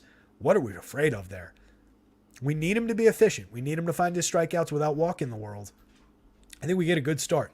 And if we're concerned about the recent run, the 2 recent short starts, we got to be at least somewhat heartened by the fact that he went 5 straight outings before that, where he pitched into the 6th or the 7th inning. So definitely, they were letting him go deep into games before those 2 weird blips. So I'm not really worried about Allen here. I like the spot. I'm going to have a pretty big position on cheap Logan Allen. I think at 8,000 on DK, 84 plays a lot like Gavin Williams did yesterday. Minor interest in a few hedge positions with the Royals. It's all about Bobby Witt and Sal Lopez. Sal Lopez. That's where the brain is today. Wow. All right. It's all about Bobby Witt and Sal Perez. Let's take that one again. We'll fix it up in post. Matt Duffy, maybe a few shares, 2,100 on both sites, first base, second base, third base. An effective hit tool, a guy who was a hit tool, highly regarded, 60 type grade hit tool coming up, but then never really connected, and is kind of post hype at this point.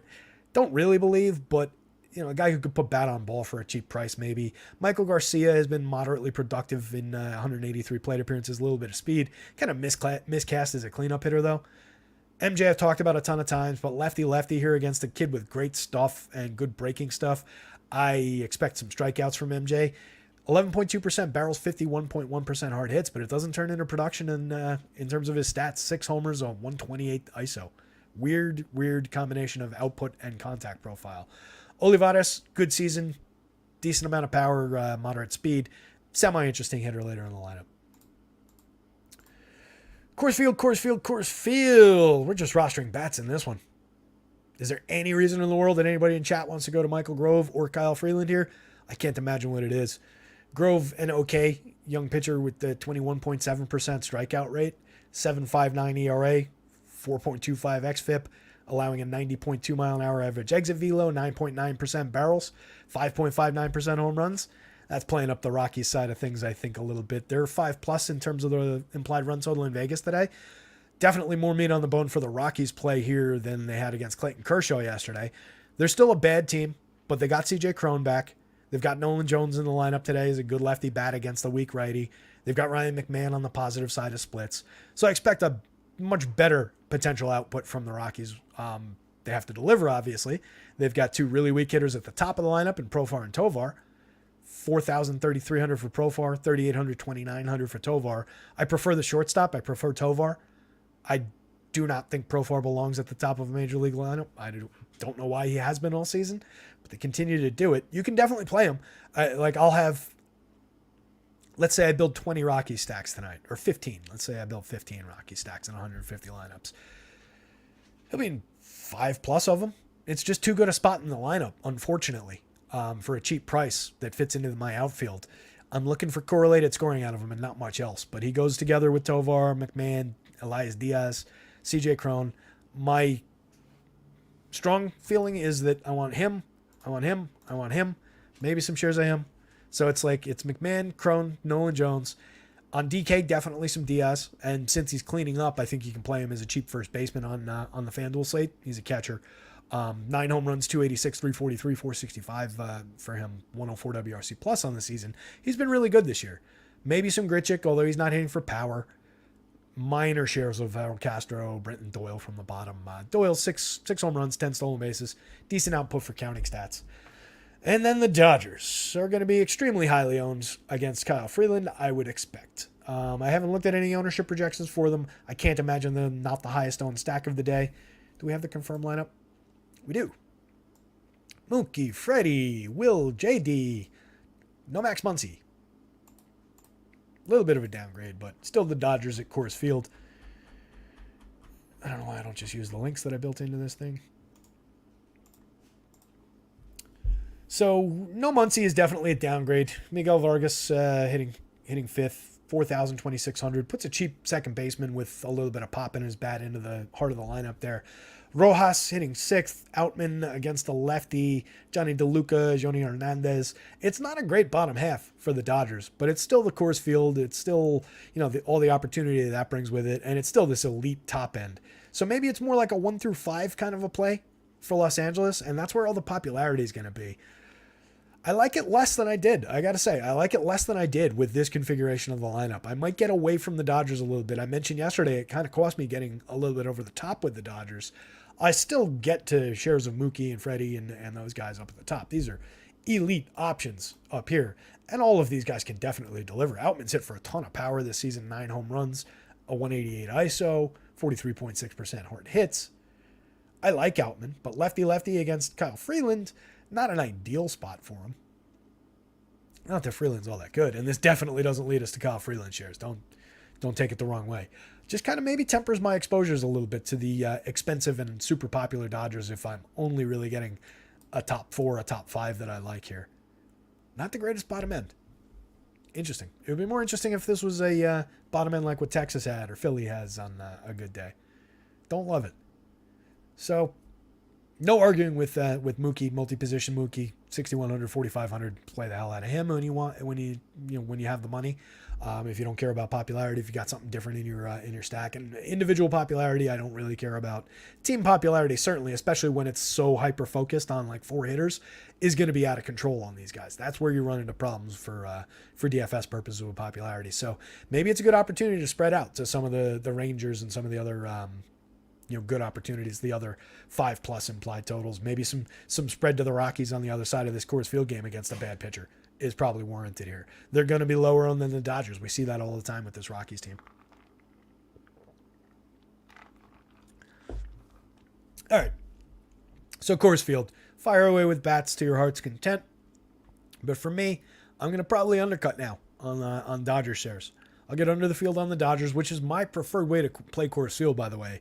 I've gotten overexposed to it in a few spots recently, and I don't like it because I tend to go away from Coors, especially on a giant slate. A lot of times I'll just let the field have Coors, especially with a flawed lineup like this. I'll let the field have the visiting team at Coors. Maybe I'll grab some Rockies ahead of the field, depending on where they come in.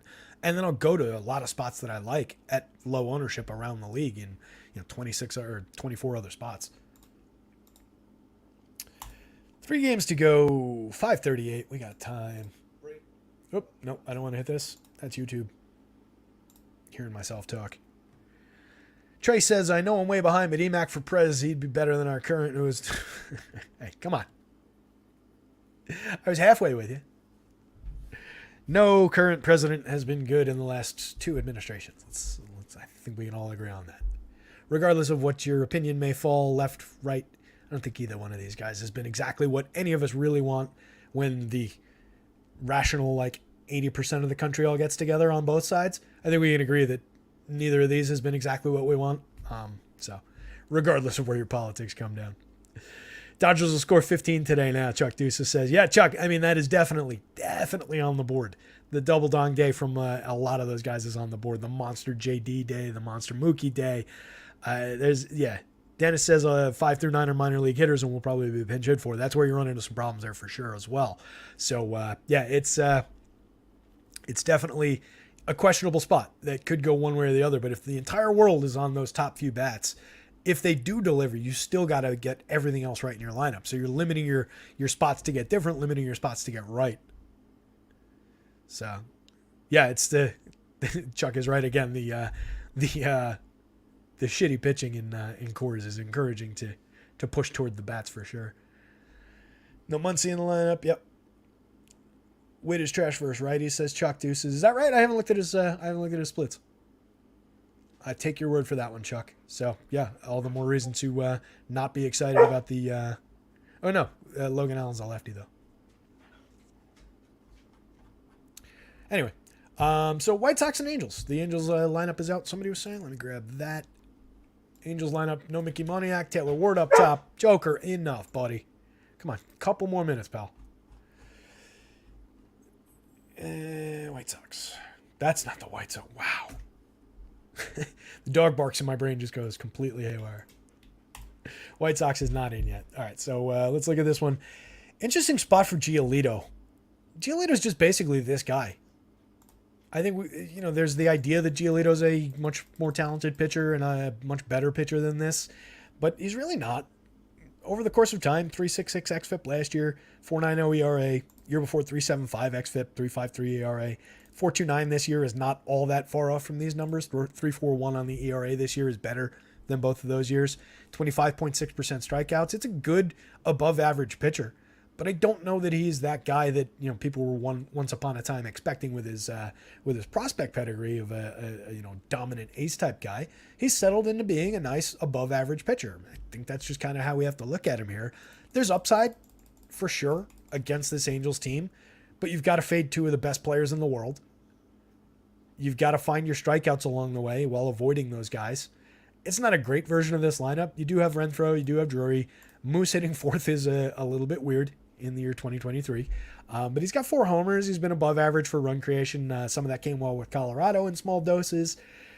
No Moniak is kind of surprising.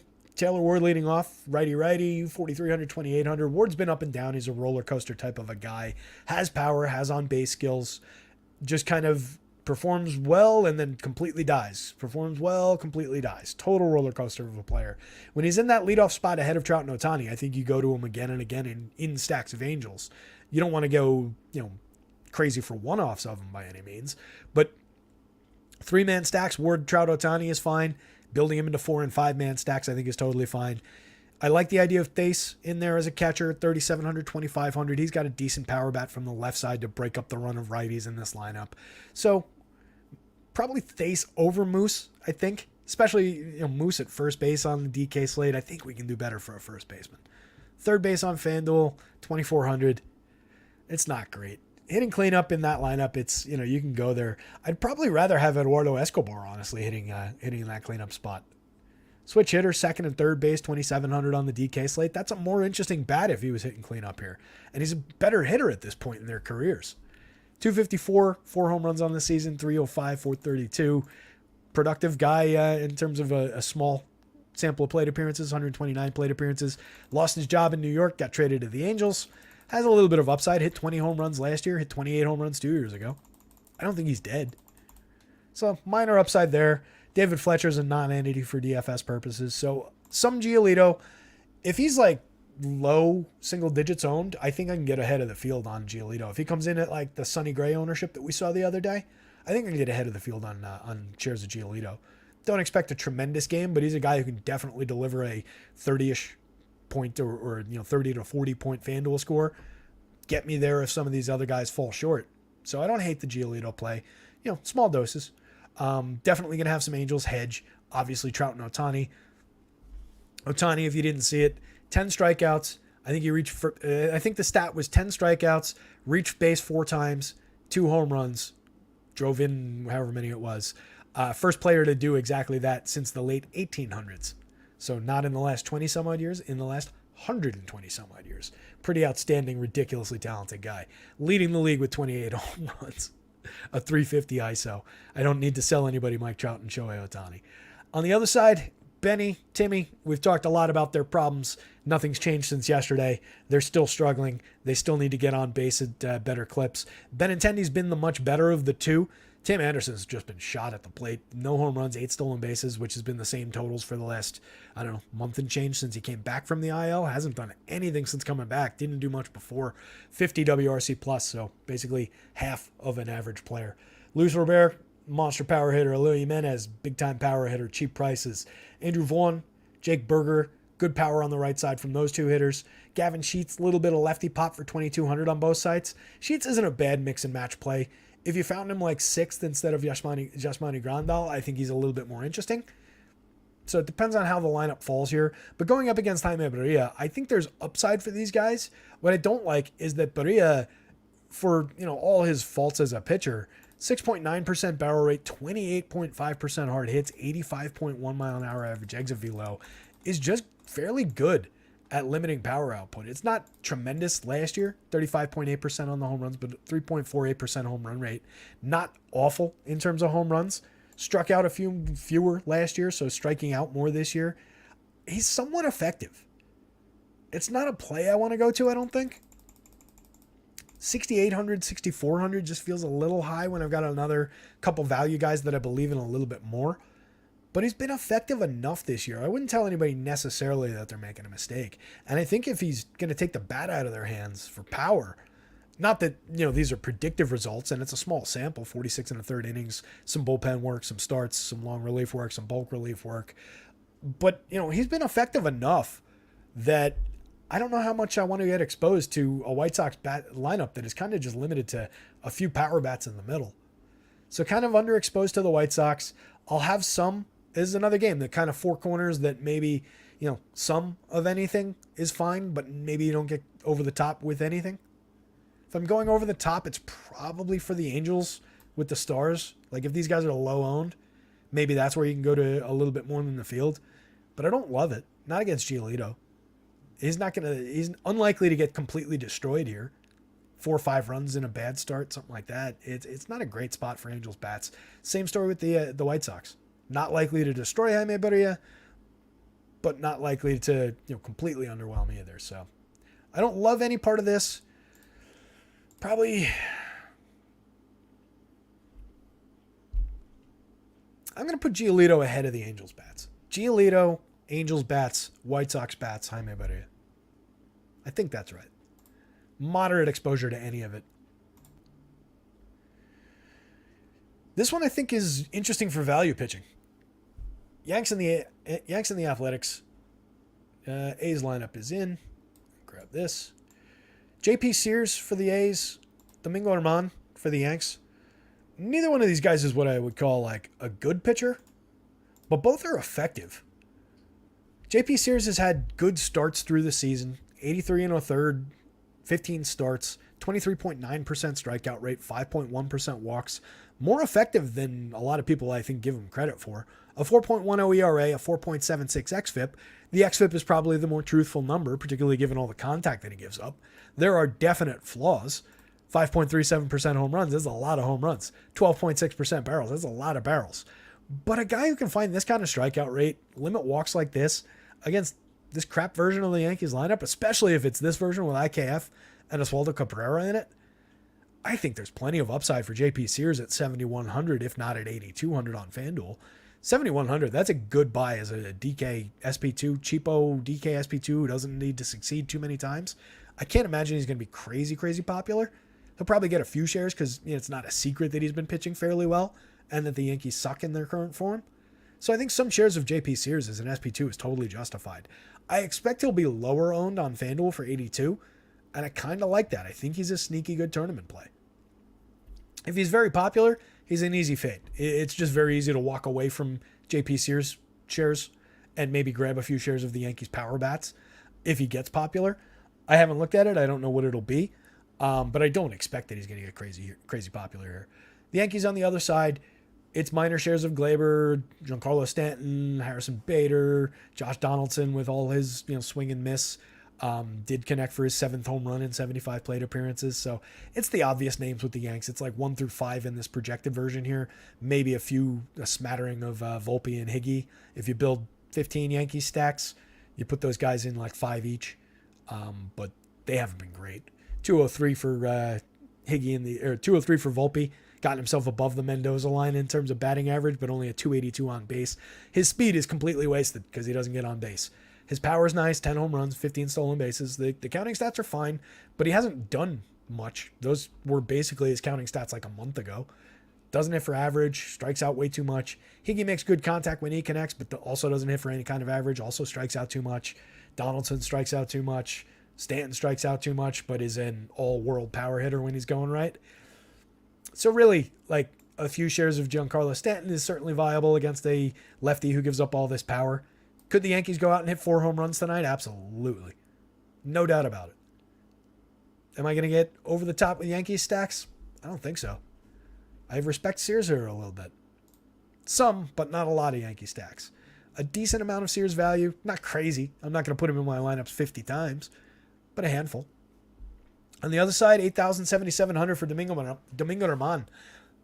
Definite upside. The A's are bad. We've been targeting the A's all year.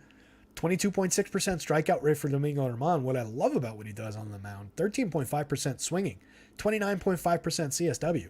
Does he do it with sticky stuff? Maybe. Did he get caught doing that? Maybe. Has it come down a little bit since that maybe happened? Maybe. But I still do believe there's a little bit of talent, and it's not like he's priced up because of the swinging strike rate. It's not like he's priced up for being one of the better strike throwers so far this season. So going up against the A's at these prices, he projects well enough that I can definitely grab some shares, particularly on FanDuel at 77. That's a great value price. If he gives me 6 clean, handful of strikeouts, get me that quality start, maybe upside for a win, I really like that spot on FanDuel. Again, it's not one to put in your lineups 50 times in 150, but a solid handful of Domingo Germán shares is perfectly viable here against the A's. On DK at 8,000, perfectly viable as a value play. There are value plays that we like better just because of the 5s and 6 pricing versus the 8,000 pricing, but he's on the board for sure on both sites in my mind. Good points per dollar kind of a play today. It could absolutely go bust. Boone's got a short hook. He could put a couple guys on in the 5th inning, even if he hasn't given up any runs, and just get yanked out of the game. That's totally on the table. But there's upside going up against these A's. I do think the A's are somewhat viable going back the other way, though. Again, it's a bad team. It's a team that I don't want to get too many shares of. I don't want to roster a lot of guys just because they're probably not crazy popular on a bad team at cheap prices. But I do think there's some argument to be made that all this contact that Domingo Germán gives up looks a lot like all this contact that JP Sears gives up. So there's definite upside for Ryan Noda, Brent Rooker, Seth Brown, maybe Shea Langoliers, and not many of these other guys. Tony Kemp, weird choice to have leading off at 182, 287 for the season in 213 plate appearances. But there he is. Lefty bat, very cheap, second base and outfield eligibility. A guy we've seen with moderate success over short samples over time. 7 home runs and 11 stolen bases last year in 558. 8 home runs, 8 steals in 397 the year before. Created runs effectively that year, not last year. Tony Kemp is not a very good hitter to have in the leadoff spot, but I think against this pitcher, could he succeed for those prices? Absolutely. Could he get on base ahead of Noda? Could Noda get on base, draw a walk, strike out, or hit a home run? Those are the 3 things that he does. He strikes out 33% of the time, walks 18.4% of the time, and has 8 home runs and 282 stolen bases, or 282 plate appearances. My brain is so shot. Carlos Perez, 2,600, 2,200 is a cheap catcher hitting cleanup. Perfectly fine. Seth Brown, good power and speed. 25 home runs, 11 stolen bases from Brown last year. 2,700, 2,400. It's a viable option for cheap pricing. Jonah Bryant, Alemiz Diaz, Esteury Ruiz. Ruiz, 40 stolen bases on the year is great, but if he's hitting 9th, you'll lose a lot of his quality there. When he's leading off, he's a lot better of an option. Just put him back in the leadoff spot. Why are we dicking around with Tony Kemp? Give the kid, out of everything that the A's have going on this year, all those things that the A's have going on for them this year, the one goddamn good story they had was 40 stolen bases out of this kid, and they relegate him to the 9th spot so that he can't possibly chase 100 stolen bases. So stupid. But let's get Tony Kemp those valuable leadoff spots. I hate this team. I love Oakland. I've been there once. I've been to this stadium, actually. I saw an A's game. I like Oakland. I have nothing against the city. I love their fans. But the way this franchise is run, they deserve to lose their ball club.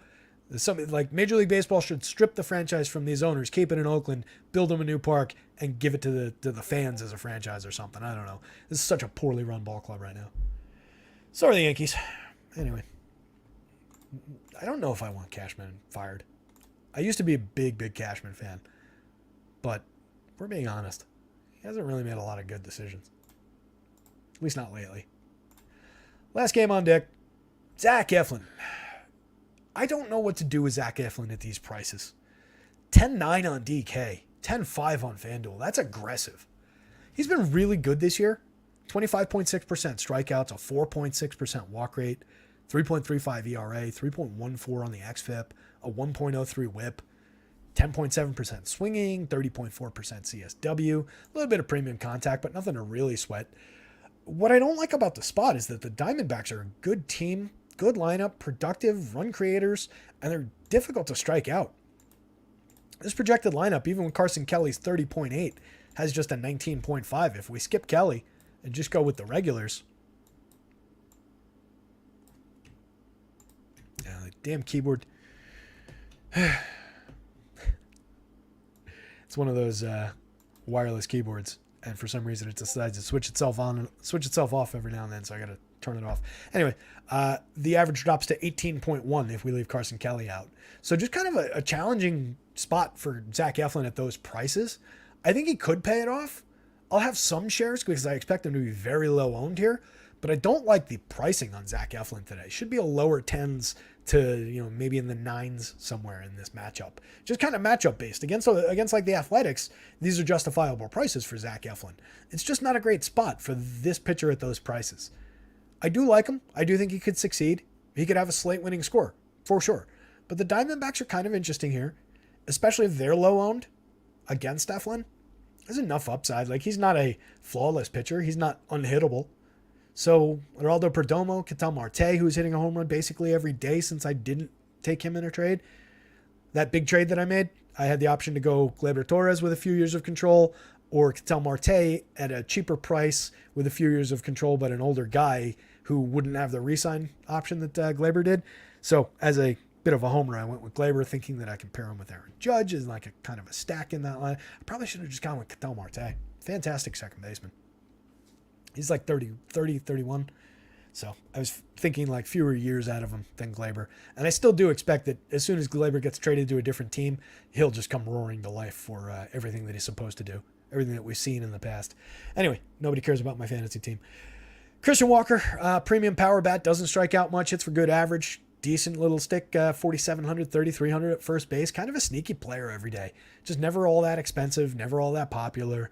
Lourdes Gurriel, similar kind of a hitter. Good contact profile, good hit tool. A lot of home runs. Not crazy for power, not crazy for batting average, but an effective hitter at 4,200, 3,000 in the outfield. So at least like 1 through 5. I want to go to some Diamondbacks. Mix and match plays in Emmanuel Rivera, Alec Thomas, Jake McCarthy at the bottom of the lineup. McCarthy's come to life. 17 stolen bases now since he got recalled. Went down, hasn't really hit a ton, hasn't hit for any power to speak of, but the stolen bases have been there. The on base has been a little bit better. So maybe a little bit sneaky still with Jake McCarthy from the bottom of the lineup. You need to get him on base. You need those bonus points, but kind of a viable wraparound play now.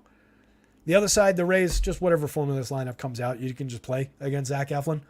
Like, this is the Rays with a 5+ total, 5.4 against Zach Davies, rather. Battle of the Zachs. Winner gets to keep the name Zach. Zach Davies, 17.6% strikeouts, 10.6% walks. Just throw bats at him. Has gotten lucky to only allow a 1.76% home run rate, 41% hard hits, 91 miles an hour exit velo, 7.82 on the ERA, 4.97 on the xFIP. Yeah, throw bats at Zach Davies. One of the most productive lineups in baseball. They'll probably be popular, but they're good positional and price and popularity offsets as you go down this lineup.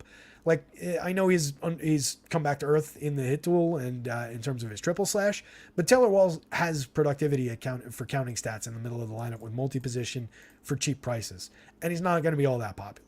Jose Siri has been outrageously productive this season in 181 plate appearances, 135 WRC plus, 15 home runs.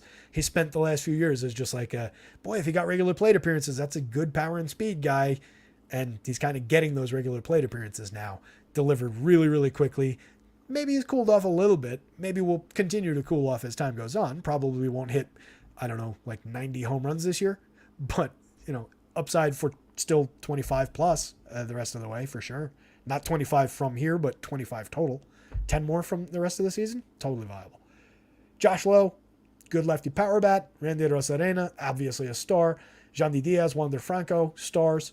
Luke Raley, 4,400, 3,000. Great value on that bat. 12 home runs, 8 stolen bases, and 202 plate appearances.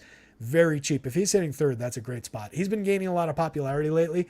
Leads the team in my home run model at 11.18. Just tremendous power on the left side of the plate going up against a nothing righty. I expect Luke Raley to be probably the most popular hitter on that team, assuming he hits third or fourth. Josh Lowe will get some popularity, but you can play the Rays like crazy. And hopefully the Dodgers do still draw off like more of that ownership than they probably should. And the Rays end up with lower ownership than they should be in this matchup. Going up against Zach Davies, this is a good opportunity for Rays bats. All right. That brings us to the end of the slate, fortunately, because it's 6 o'clock. I'll jump into chat. I'll see what's going on over there. I'll say hi to everybody as we talk through these pitchers. But for whatever reason, I'm just a little shot today. I don't know what it is. Maybe it's the 13 games followed by the 15 games and writing like 60,000 words about them and then talking about them for like 4 hours. It's fun, though. I love this shit. McCarthy's leading off, Chuck? Ooh, I like that. Kevin O says, I always thought a lot of pro DFS elite would make better managers. Trey says, I'm skimming through games, hitting key points about to hit Detroit while I catch up to Terry before he ends the show. I try to talk fast, but I tend to be a little bit long-winded in what I say, so it balances out to like a really, really long show, as I think you're aware, Trey. Maybe hit the 1.5 speed. I don't know how I sound on that. Can't imagine it's good. Let's see what else is going on in chat. Only needing 2 lineups is really good by 6 o'clock. Love that on a huge slate. Hope Tampa Bay plays Paredes. Oh, yeah, if Paredes is in the lineup, great hitter. Love that spot. He's another guy that was like, look at all the good contact he makes. Look at all the good power. They traded Austin Meadows for him. And then, like, I'm kind of curious if Tampa Bay knew that Austin Meadows had these mental health problems. And it sucks because he's a really good bat. He seems like a very good major league player and just has anxiety issues that have kept him out for like all of last season and most of this season so far. You just wonder if Tampa Bay knew that. Like, we knew that they liked Paredes probably more than the Tigers realized they didn't have that asset on their hands. And then to pawn off a guy they maybe knew had some challenges coming, just a sharp organization. I wish my team was run like Tampa Bay. Anywho, let's hit this. Kodai Senga, probably not going to be as popular as he deserves. Could go bust, but my highest projected guy, and I think it's totally warranted against those Brewers with his strikeout rate. Aggressively high walk rate, needs to avoid the free passes. Same story with Blake Snell, needs to avoid the free passes, is in a better spot going up against Pittsburgh. Higher prices, will probably be the highest owned pitcher on the slate. I expect big things from Blake Snell, but if he's going to be super high owned, I'll just go kind of in Senga's direction, save a few bucks. Keller's got viability, but also volatility, and he's going up against San Diego. Similarly priced on the FanDuel slate, a little bit cheaper on the DK slate. So I like the built-in advantage of price on DK and probably lower ownership. And I believe in the talent for Keller for sure. It's just a matter of whether San Diego gets to him. So some shares of Keller, not crazy over the top with Keller. Christian Javier, I believe in the talent. I think the strikeouts will eventually come back, but right now hasn't been great for strikeouts, has been very gettable going up against a good St. Louis lineup. I believe in the projection there. I think that's about where we settle in. But I don't know that that's going to be a slate winning score for 94, 97. I'd rather go to cheap Logan Allen, buy myself a bat. I believe that there's more upside probably for Logan Allen against KC and all their disgusting strikeout rates than there is for Christian Javier going up against that loaded St. Louis lineup. Even though St. Louis has underperformed all season, there's a lot of talent in that lineup. There are a lot of guys, a lot of professional hitters who don't strike out that much. Christian Javier has given up a lot of premium contact this year. I worry about that Javier spot. I'm going to, like I said when we were talking about that game, I think I'm going to kind of undercut it and let the field have him a little bit if they want him. I've been getting overexposed to Javier, kind of thinking about it the other way, saying that it's a spot where I want to get to him because the field isn't. And I think I've come around on that, where I think I'm going to lean towards St. Louis bats. I talked about Nolan Gorman. I talked about Lars Nootbaar, even Brendan Donovan up top. Chuck Deuce is mentioning it right now in the chat. He's bad versus lefties, play St. Louis, in my opinion. I don't know that I'd go so far as bad against lefties. I haven't looked at the numbers for this year, but with issues against lefties, let's say, or a righty against a few premium lefty bats that I like, plus Paul Goldschmidt, plus Nolan Arenado, all that talent in that lineup, that's going to lead me to St. Louis. Not hopefully too much, because I believe in his talent and his ability to shut them down too. So I'll see how it falls, but probably more St. Louis than Christian Javier. Logan Webb, I like that spot. I think he'll be low owned. I don't like the price 10-7, 10-6, but I think he's got plenty of effectiveness and ability to keep the ball in the yard, find some strikeouts against Toronto. I think that's a sneaky good spot for Logan Webb. I think this is a good spot for Domingo Germán for value. Going up against that low-end Oakland lineup with all of his strikes that he throws, I think there's potential there. What he needs to avoid doing is leaving that fat pitch in the middle of the zone for a guy like Ryan Noda to hit over the wall. That's where his problems come up with all that premium contact he's allowed. Similar story with JP Sears. He's down the board a little bit compared to where I get Germán, but there's not a huge gap. That's like a 2 strikeout gap between those two pitchers. I believe in Sears going up against the Yanks. I think there's strikeout talent there. I certainly would have him above Luke Weaver, but I would have Braxton Garrett more up in this Domingo Germán, Zach Eflin range in terms of where I get exposed to these guys. Like Garrett and Sears probably land above Michaelis, Gibson, and certainly Luke Weaver for me. It's a weird little projection for Weaver. I still don't know why the model does that. Aaron Nola, I definitely will get exposed to if the field is not, particularly at 96 on the FanDuel slate. At 10-4, he's about right on DK. I think you can definitely get there. If the field's low, I think you can get above the field. Maybe you don't go running off and hiding from the field with 30% exposure against 10%, but like 20 against 10 would be fine. Dane Dunning, I think, has value against the Tigers. Innings pitched, clean innings, handful of strikeouts, 7,500, more effective for 61 on the DK slate. There's definite SP2 value on the DK slate. Probably going to give up a few runs. Probably not going to shut them out over 6. But upside for 6 good innings, a handful of strikeouts to pay off 6,100. Like him better than like Weaver for sure. Like him better than a more expensive Michaelis, than a more expensive Gibson. I think I like JP Sears a little bit better against the Yankees, even though it's a worse matchup, just given a better strikeout rate than what Dane Dunning's likely to provide. And not that much more, 1,000 more versus like these other guys who were a little bit more expensive than that. So maybe like Sears Dunning, but fairly close there. Garrett, I talked about liking all his strikeout acumen. 99.87. Definitely a great price on Braxton Garrett with his strikeout upside in Boston today. And then Luke Giolito just kind of hiding out down here. Oh, that's not sorted. I don't know why Giolito didn't sort. So he should be a little higher. Only gains a few spots, but a little bit. Those are important spots. So yeah, Giolito slots in like next to Braxton Garrett, in my opinion. He's playable along with like a Sears for a higher price. Better pitcher than the JP Sears for sure. Better pitcher than Domingo Germán for sure. But definitely a worse matchup. And performing kind of similarly. Outside of those guys, I don't think I want to tangle with the Trevor Richards game. I don't think I want to mess with any of these openers. The Austin Cox spot is kind of interesting, but it's not like Cleveland strikes out a lot for all their flaws. 30+% strikeouts, but going up against a low strikeout lineup. That's where you run into some trouble with that Cox or 3 or 4 innings play. Anyway, that's about it, gang. 6:07, we got to build some lineups. Everybody, really appreciate it. Hit the like, hit the subscribe, jump into the Discord. Any questions, want to hang out, talk baseball, talk about anything, movies, TV, whatever's going on in the world. Happy to do it. We're always in the Discord, although it's been busy the last couple of days. With that, I'm going to wish you all luck, and I'm going to hit the end of the broadcast button. I'll see you guys later. Good luck.